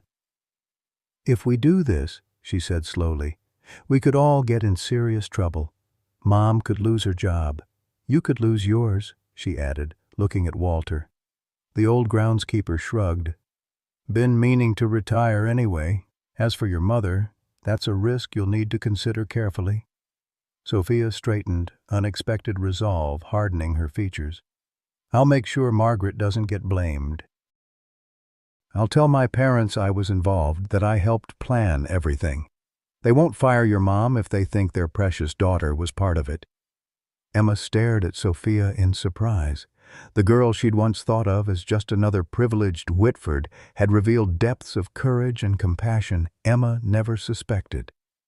"Are you sure?" Emma asked, knowing what such a confession might cost Sophia in her parents' eyes. "I'm sure," Sophia confirmed, though fear flickered beneath her determination. "It's the right thing to do." Walter nodded, a new respect in his gaze as he regarded Sophia. "Brave decision, Miss Whitford. Your father won't be pleased." "My father is rarely pleased with me anyway," Sophia replied with a brittle smile. "At least this time I'll disappoint him for something worthwhile." With the decision made, they turned to planning. Walter would contact his friend to prepare for Shadow's arrival. Emma would gather supplies and spend the day as normally as possible to avoid suspicion. Sophia would create a diversion that evening to distract the household staff while Walter brought his truck around to transport Shadow. "What about security cameras?" Emma suddenly remembered, heart sinking. "Only cover the main house and entry gates," Walter assured her. "Richard's more concerned about keeping people out than monitoring the grounds. Shadow's enclosure isn't under surveillance." As they finalized details, dark clouds gathered on the horizon, the promised storm approaching like an omen. Emma felt sick with anxiety, yet strangely liberated. For the first time in her life, she was taking action against an injustice rather than simply enduring it. The day crawled by with excruciating slowness. Emma went through her usual chores mechanically, her mind constantly returning to their plan, searching for flaws or oversights. She visited Shadow frequently, speaking to him in low, reassuring tones, though she wondered if he could sense her tension. Late in the afternoon, as thunder rumbled in the distance, Emma was returning from Shadow's enclosure when Tyler stepped into her path. She startled, nearly dropping the empty water bucket she carried. "Tyler, you scared me." The boy studied her with narrowed eyes, none of his usual arrogance evident. Instead, he seemed troubled, uncertainty clouding his typically confident demeanor. "What's going on with you and my sister?" he asked bluntly. "You've been whispering all day. Planning something?" Emma's heart raced, but she kept her expression neutral. "Just talking about Shadow. Sophia's really interested in his training." Tyler didn't look convinced. "Dad's been making calls all day. About the dog." "I know," Emma replied, unable to keep the bitterness from her voice. "He's sending Shadow away."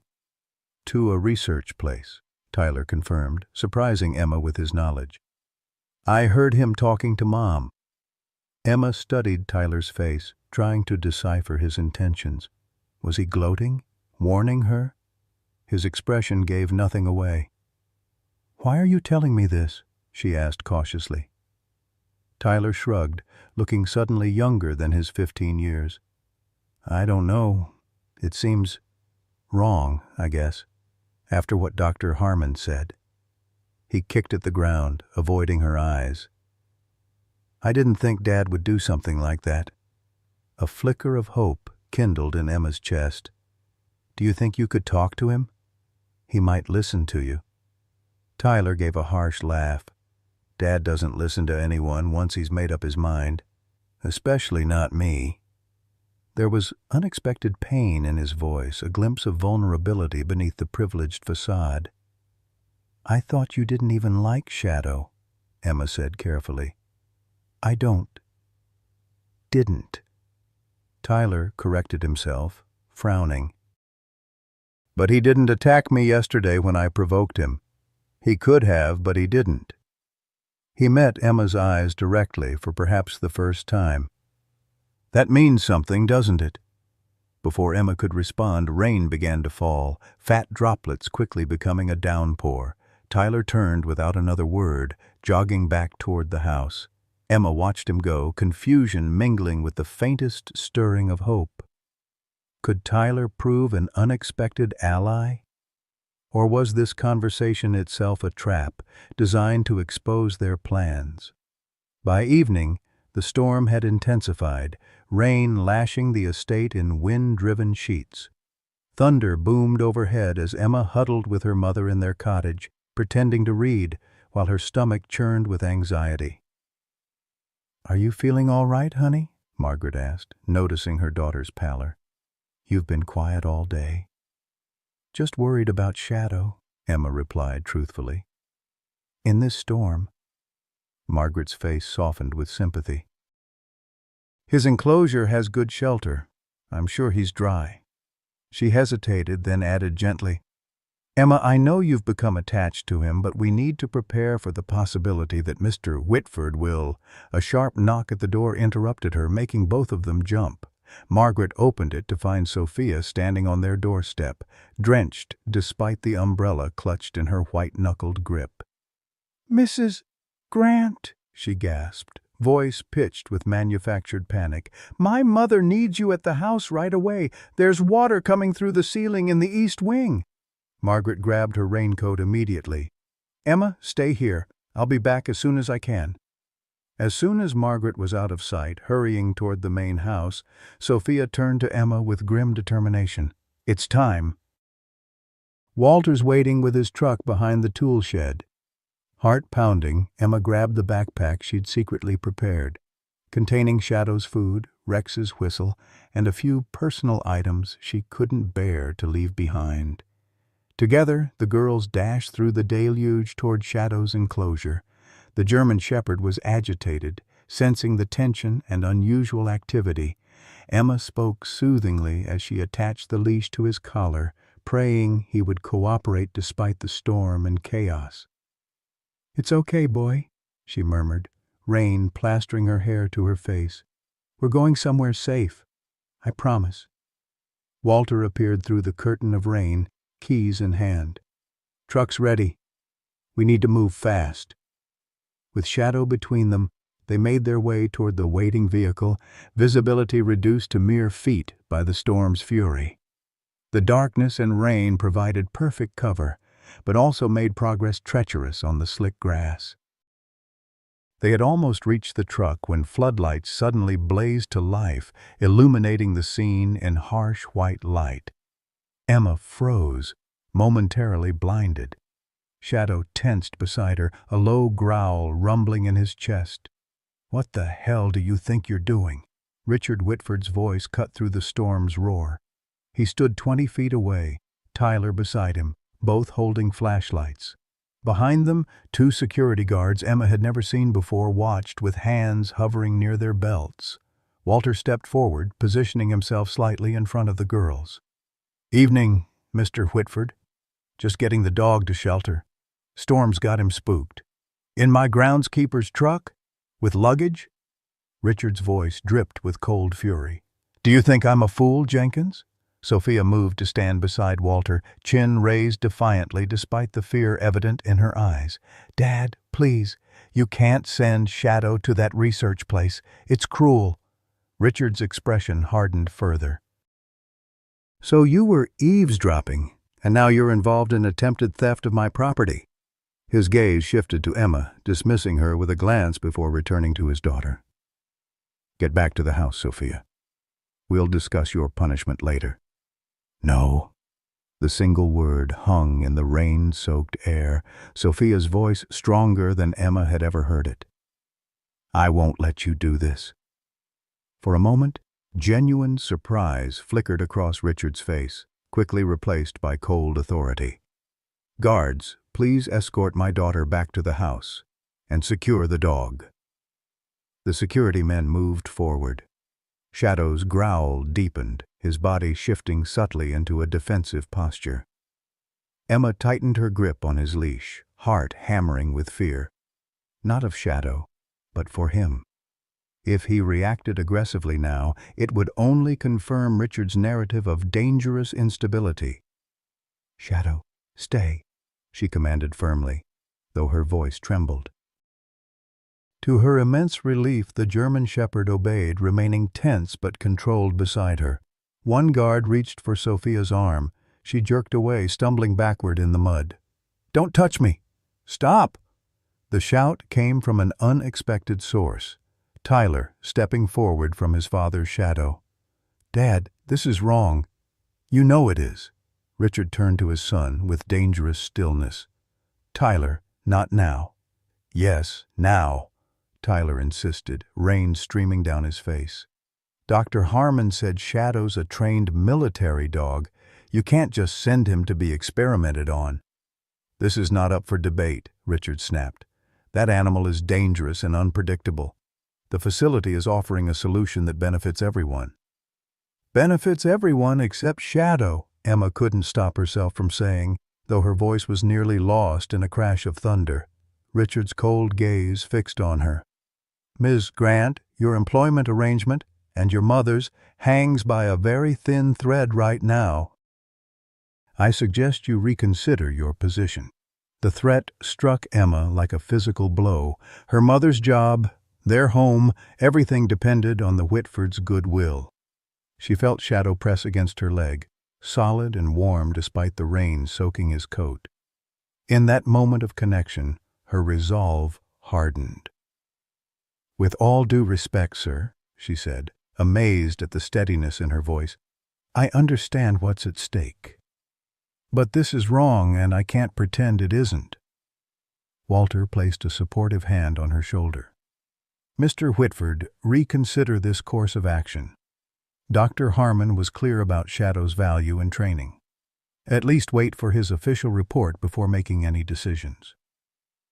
For a fraction of a second, something like uncertainty crossed Richard's face, but the moment passed, his expression hardening once more. Guards, secure the dog. Tyler, Sophia, inside, now. Jenkins, you're terminated, effective immediately. Mrs. Grant, you have until morning to convince your mother that finding new employment is in her best interest. As the guards advanced, Shadow's growl deepened. Emma felt tears mixing with the rain on her face, desperation clawing at her throat. After everything they'd accomplished, to end like this, Shadow caged, Walter unemployed, her mother jobless and homeless, seemed unbearably cruel. A brilliant flash of lightning split the sky, followed immediately by a deafening crack of thunder. In that moment of chaos, Shadow suddenly jerked backward, pulling the leash from Emma's rain-slicked grip. Her heart stopped as the German shepherd bounded away, not toward freedom, but toward the main house. Shadow, no, she cried, certain he was running in fear. But Shadow wasn't fleeing in panic. He moved with purpose, a dark blur against the rain, heading directly for the house with military precision. The security guards hesitated, unsure whether to pursue the dog or continue toward the teenagers. Richard pointed his flashlight after Shadow. "Stop that animal!" he commanded, but it was too late. Shadow had already disappeared around the corner of the house, lost in the storm's fury. In the confusion that followed, no one noticed the small figure emerging from the house until Victoria Whitford's panicked scream cut through the night.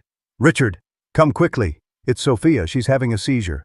For a moment, everyone stood frozen in the driving rain, Victoria's words hanging in the air like the aftermath of lightning.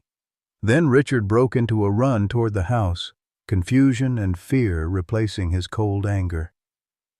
"That's impossible," Sophia whispered beside Emma, her face pale with shock. "I'm right here." Understanding dawned on all of them simultaneously. "Tyler's twin sister," Walter breathed, the pieces falling into place. Samantha. The Whitfords' youngest child, Tyler and Sophia's 12-year-old sister, rarely seen outside the house due to what the family had always described as delicate health. Emma had glimpsed her occasionally through windows, a small, fragile figure often resting or reading alone. "She has epilepsy," Sophia confirmed, already moving toward the house. "Severe seizures. We have to hurry." They raced across the rain-soaked lawn, security guards and attempted escape forgotten in the face of medical emergency. Inside the house, they found chaos. Victoria kneeling beside a small figure convulsing on the Persian rug, Margaret hovering nearby with a phone pressed to her ear, presumably calling for an ambulance. And there was Shadow, standing at a careful distance, his posture alert but calm, watching the scene with focused attention. "What is that dog doing in my house?" Victoria cried, looking up from her daughter with fear and confusion. But Richard, kneeling beside his youngest child, was staring at Shadow with dawning comprehension. "He knew," he said, his voice barely audible over the storm raging outside. Somehow, he knew it was happening. Walter stepped forward, his voice steady despite the tension crackling through the room. "He's a seizure detection dog, Mr. Whitford. Some military and service dogs are specially trained to recognize the subtle changes that precede an epileptic episode, changes in scent, micro-expressions, behavioral patterns humans can't detect." "But how could he know about Samantha?" Victoria demanded, still cradling her daughter's head as the seizure began to subside. "They've never even met." "They didn't have to," Walter explained. "These dogs can identify the neurological signature of seizure activity across individuals. Shadow likely detected the warning signs when he was near the house, perhaps through an open window, and recognized the impending medical emergency." Emma moved closer to Shadow, placing a steadying hand on his back. The German Shepherd remained focused on Samantha, his behavior professional rather than alarming. "That's why he pulled away from me," she realized aloud. He wasn't running away, he was responding to his training. Samantha's seizure had stopped, leaving her exhausted but conscious, blinking up at the concerned faces surrounding her. Her gaze found Shadow, confusion giving way to unexpected recognition. "Dog," she murmured weakly, extending a trembling hand. Richard started to object, but Walter shook his head. "It's all right. He's trained for this." With gentle guidance from Emma, Shadow approached Samantha, lowering his head to allow the girl's fingers to brush his fur. Something remarkable passed between them, a connection that transcended words, the service animal recognizing his purpose, the vulnerable child sensing his protection. "The ambulance is 5 minutes out," Margaret reported, returning from her phone call. She stopped short at the sight of Shadow inside the house, her eyes widening in alarm before taking in the unexpected tableau. The Whitford family gathered around their youngest member, the once feared German Shepherd, now a calm presence at the center of the storm. "Shadow alerted to Samantha's seizure," Emma explained quickly. "He's trained to detect them." Margaret's expression shifted from confusion to wonder. "He saved her?" "Not exactly," Richard answered, his voice strained.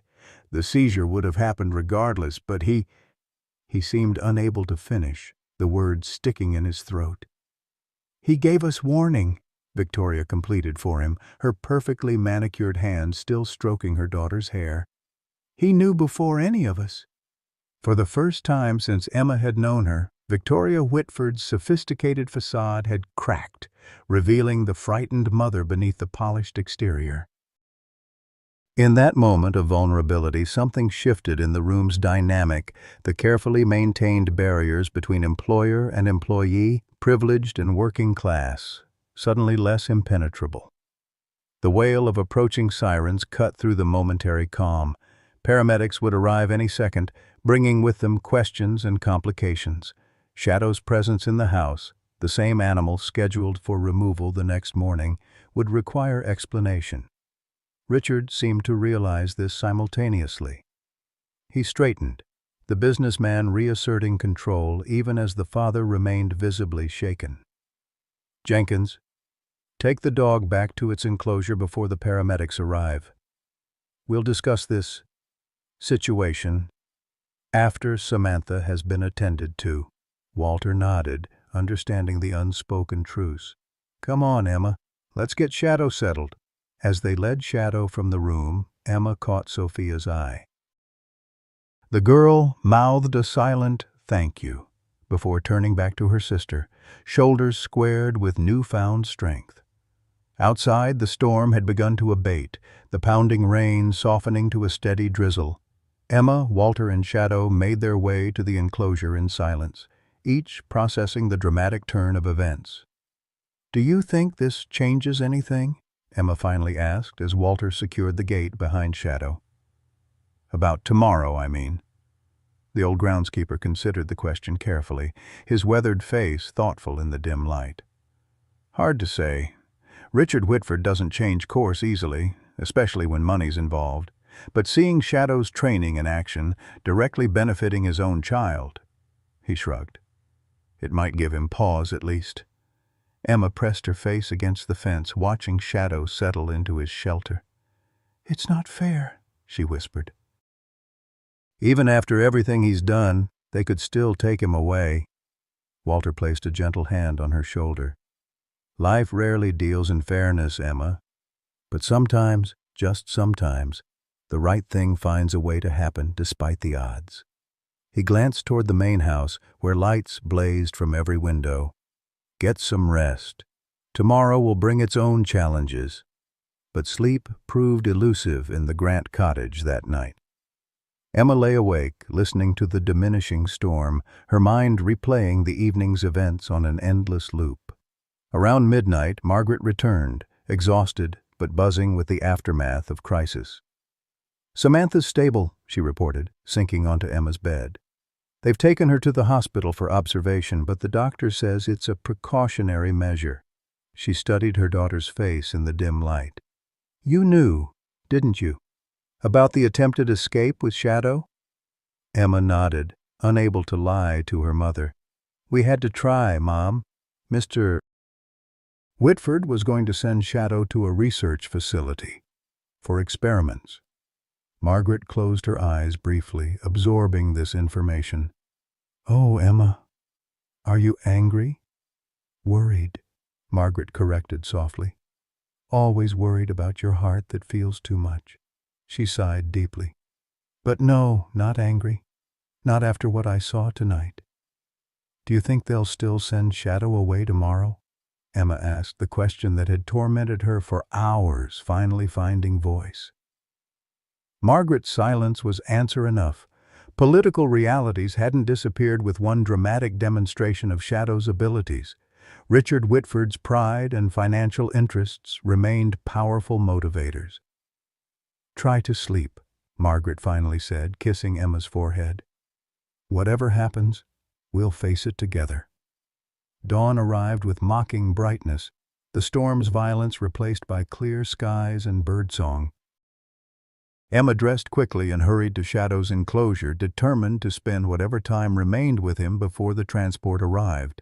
The German shepherd greeted her with his usual alert interest, showing no signs of distress after the previous night's drama. Emma knelt beside the fence, pressing her fingers through the links to touch his soft fur. "You were amazing last night," she told him, voice thick with unshed tears. "You showed everyone who you really are." Shadow tilted his head, amber eyes fixed on her face with that uncanny intelligence that had first drawn her to him. Emma wondered if he somehow understood the precariousness of his situation, if animals could sense impending separation the way they sensed storms or danger. "I won't let them take you," she promised fiercely, though she had no idea how to keep that promise. "Somehow, we'll find a way." The sound of tires on gravel interrupted her determined pledge. Emma's heart sank as a white van with darkened windows pulled through the estate gates, right on schedule. The research facility transport, arriving to take Shadow away. She stood, placing herself between the approaching vehicle and Shadow's enclosure, though she knew the gesture was ultimately futile. What could one 12-year-old girl do against the combined forces of wealth, authority, and legal documentation? The van parked near the main house, and two men in white coats emerged. They spoke briefly with someone at the door, Emma couldn't see who, then began walking purposefully toward the enclosure. Behind her, Shadow growled softly, sensing her distress. Emma braced herself for confrontation, hands clenched into fists at her sides, when movement near the house caught her attention.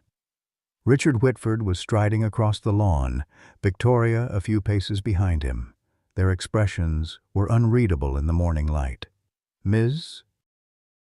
Grant," Richard called as he approached, his tone clipped but lacking yesterday's cold fury. "Step aside, please." Emma stood her ground, heart hammering against her ribs. "Mr. Whitford, please don't do this. Shadow isn't dangerous. He proved that last night. He helped Samantha." "Emma," Victoria interjected, her voice gentler than Emma had ever heard it. "Please listen to what Richard has to say." Something in her tone gave Emma pause. She studied their faces more carefully, noting the signs of a sleepless night. Shadows under eyes, strain around mouths, the slight dishevelment of people who had more important concerns than perfect appearances. Richard cleared his throat, visibly uncomfortable. "Miss Grant, the arrangements I made regarding Shadow have been reconsidered." Emma blinked, certain she had misheard. "What?" "The transport isn't here to take Shadow to a research facility," Richard continued, each word seeming to cost him effort. "These gentlemen are from the Eastern Regional Service Dog Training Center. They're here to evaluate Shadow for their program." Hope bloomed so suddenly in Emma's chest that she felt lightheaded. "Service dog training?" One of the white-coated men stepped forward, offering Emma his hand. "Martin Kelly, program director. We received quite an interesting call from Dr. Harmon late last night regarding a German Shepherd with remarkable seizure detection abilities. After what we witnessed with Samantha," Victoria added, "we contacted Dr. Harmon from the hospital. He made some calls on our behalf." Emma shook Martin's hand automatically, her mind struggling to process this dramatic reversal. "So Shadow isn't being sent away for experiments?" Richard's jaw tightened briefly before he answered. "No. If these gentlemen confirm Dr. Harmon's assessment of Shadow's abilities, he'll be enrolled in their service dog program, specifically for epilepsy response training. And if all goes well," Martin continued with a kind smile, "he could potentially be placed with a family who needs his particular skills." He glanced meaningfully toward the Whitfords, the implication clear. Emma turned to Shadow, who watched the proceedings with alert interest. "You mean he could come back here? To help Samantha?" "That would be one possibility," Martin confirmed.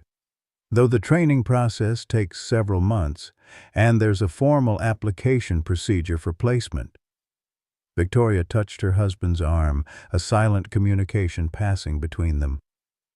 Richard nodded almost imperceptibly before addressing Emma again. "Dr. Harmon also mentioned your contribution to Shadow's rehabilitation. He seems to think you have a natural talent for animal behavior."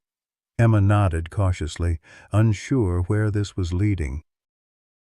"The Service Dog Center offers an intern program for students interested in animal training," Richard continued, the words clearly rehearsed. "If you're interested, I'm prepared to arrange a scholarship that would cover your participation." The offer was so unexpected that Emma could only stare in disbelief. Behind her, Shadow whined softly, perhaps sensing her emotional turmoil. "Why?" she finally managed to ask.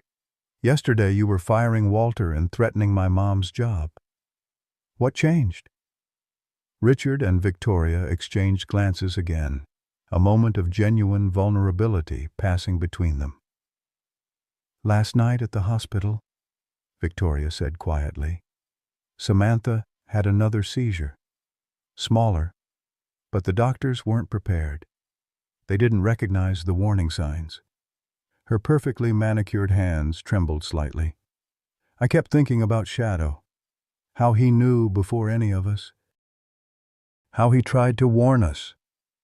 And I realized," Richard added, his businessman's composure cracking slightly, "that I was willing to send away an animal that could potentially protect my daughter because of pride." The admission seemed physically painful for him. "That was an error in judgment." The understatement was so profound that Emma almost laughed despite the gravity of the moment. Richard Whitford, Admitting he was wrong, even in such carefully measured terms, seemed as unlikely as snow in July. "What about Walter?" she asked, pushing her advantage while the Whitfords were in this unprecedented state of contrition. "You fired him last night." Richard's expression tightened again. "Jenkins's situation is complicated. His behavior was inappropriate regardless of his motivations. He was trying to save Shadow," Emma insisted, "because he recognized what no one else did, that Shadow is special." Martin Kelly intervened diplomatically. "Actually, Mr.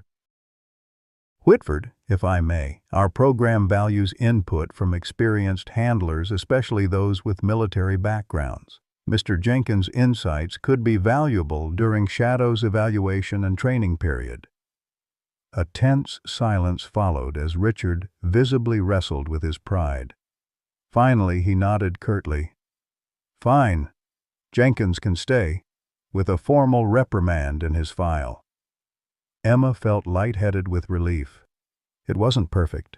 Richard's conditional acceptance, the uncertainty of Shadow's future placement, the months of separation ahead, but it was infinitely better than the nightmare scenario they'd faced just hours ago. "May I help with the evaluation?" she asked Martin, hope making her bold. "I know how Shadow responds to different commands. What motivates him?" "We'd welcome your assistance," Martin agreed readily. "Dr. Harmon spoke very highly of your work with him." As they moved toward Shadow's enclosure to begin the formal assessment, Emma felt a presence beside her. Sophia had appeared silently, her face pale but determined. "Thank you," she whispered, low enough that her parents couldn't hear. "For everything." Emma squeezed her hand briefly. "How's Samantha?" "Coming home this afternoon. She's been asking about Shadow." Sophia's eyes glistened with unshed tears. "I've never seen her so animated about anything." Together they watched as Martin and his colleague observed Shadow's behavior, taking notes and exchanging impressed glances. The German Shepherd performed each command flawlessly, his military training evident in every precise movement. "He's going to be okay, isn't he?" Sophia asked, a tremor in her voice betraying her lingering fear. "They won't change their minds again?" Emma thought about the complex web of circumstances that had brought them to this moment. Tyler's cruel prank, her unexpected connection with Shadow, Walter's military insight, Dr. Harmon's evaluation, Samantha's seizure, and finally the Whitfords' reluctant reconsideration.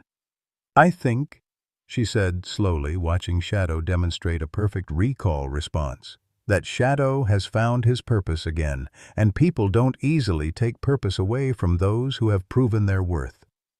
As if hearing her words, Shadow turned his intelligent gaze toward Emma, something like understanding passing between them across the distance.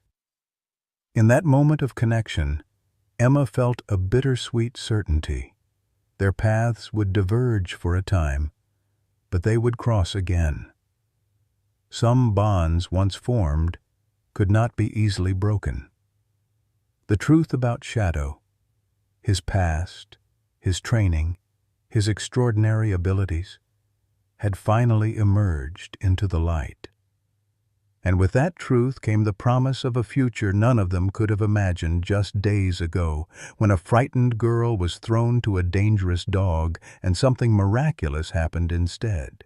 1 week later, Emma stood beside Shadow's enclosure in the golden light of early evening, her heart heavy with the knowledge that tomorrow he would leave for the Service Dog Training Center. Martin Kelly and his team had completed their evaluation, confirming what Dr. Harmon had recognized. Shadow possessed exceptional abilities, particularly in seizure detection and response. The German Shepherd had been formally accepted into their specialized program, with the eventual goal of placement with a family in need of his unique skills. Emma ran her fingers through Shadow's thick fur, memorizing the feel of it, the way his amber eyes watched her with that keen intelligence that had first drawn her to him. "You're going to help so many people," she told him softly, "just like you helped Samantha." The past week had transformed Whitford Estate in ways Emma could never have imagined. Samantha, home from the hospital and stronger than expected, had been introduced to Shadow under careful supervision.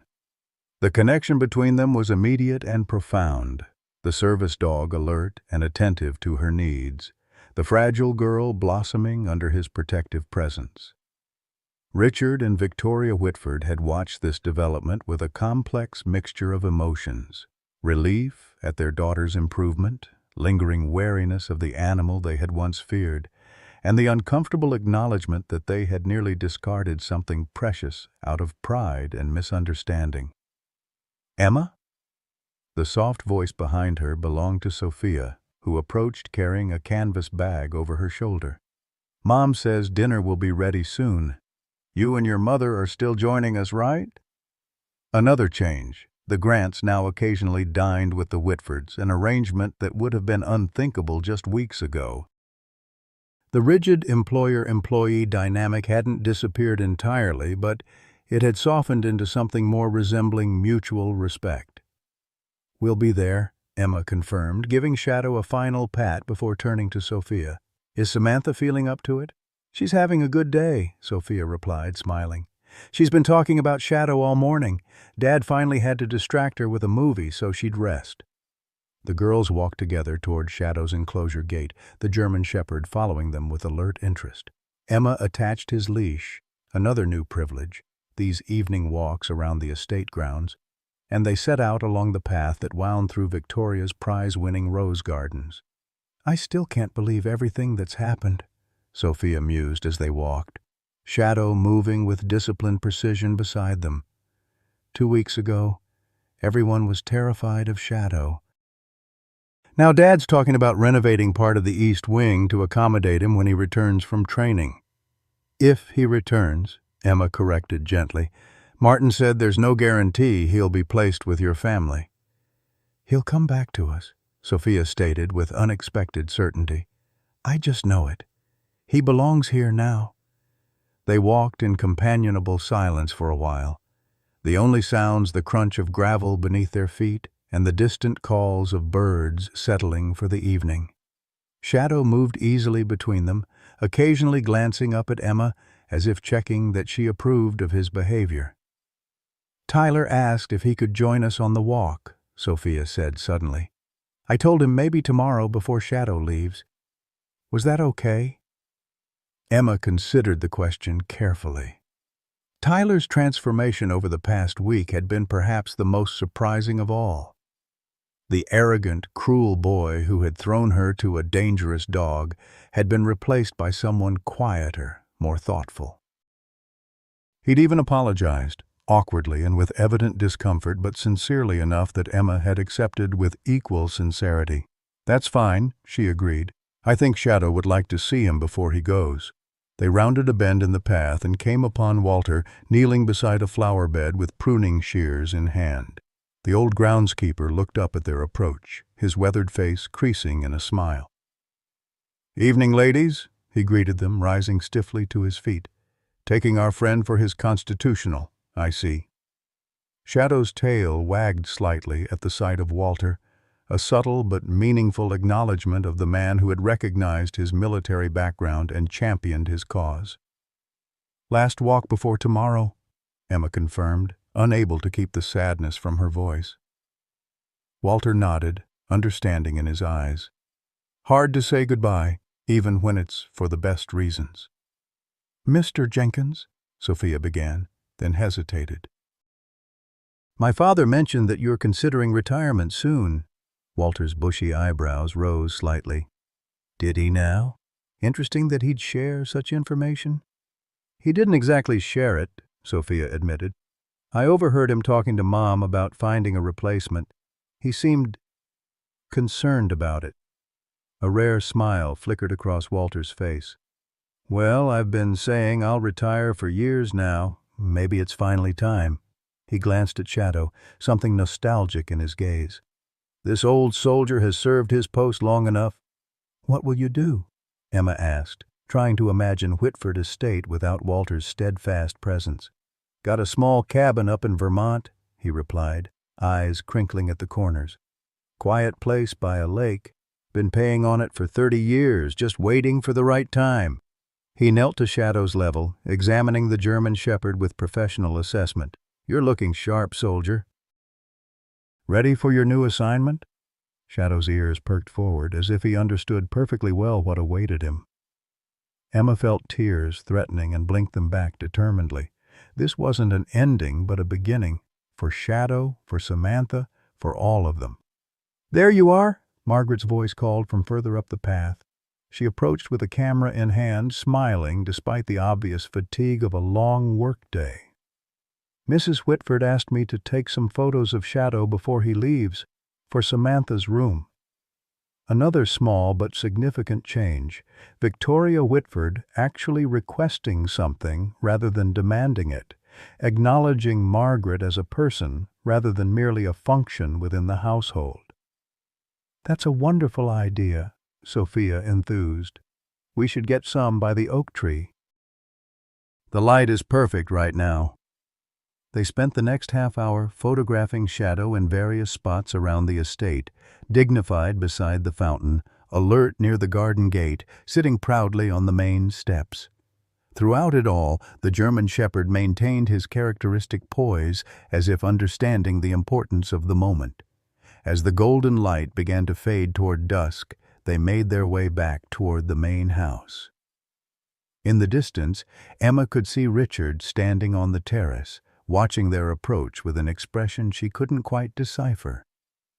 I should get Shadow settled for the night, Emma said, reluctant to end their time together but aware of the impending dinner engagement. The transport is coming early tomorrow. I'll come with you, Margaret offered, understanding in her eyes. Take all the time you need. Mother and daughter walked Shadow back to his enclosure in companionable silence, the German Shepherd moving between them with disciplined precision. Emma felt the weight of tomorrow's separation pressing down, making each step both precious and painful. At the enclosure gate, Margaret squeezed her daughter's shoulder gently. I'll head to the cottage to change for dinner. Join me when you're ready. Left alone with Shadow, Emma knelt beside him, cupping his noble face between her hands. I'm going to miss you so much, she whispered, no longer fighting the tears that slipped down her cheeks. But you're going to do amazing things, and maybe, her voice caught, maybe you'll come back to us someday. Shadow regarded her with those intelligent amber eyes, then leaned forward to press his muzzle gently against her cheek, a gesture so tender, so understanding, that Emma's remaining composure crumbled. She wrapped her arms around his neck, burying her face in his fur. Emma. She looked up, hastily wiping tears, to find Richard Whitford standing a few yards away. His usual imposing presence seemed somehow diminished in the fading light, his expression uncharacteristically uncertain. Mr. Whitford, she acknowledged, rising quickly to her feet.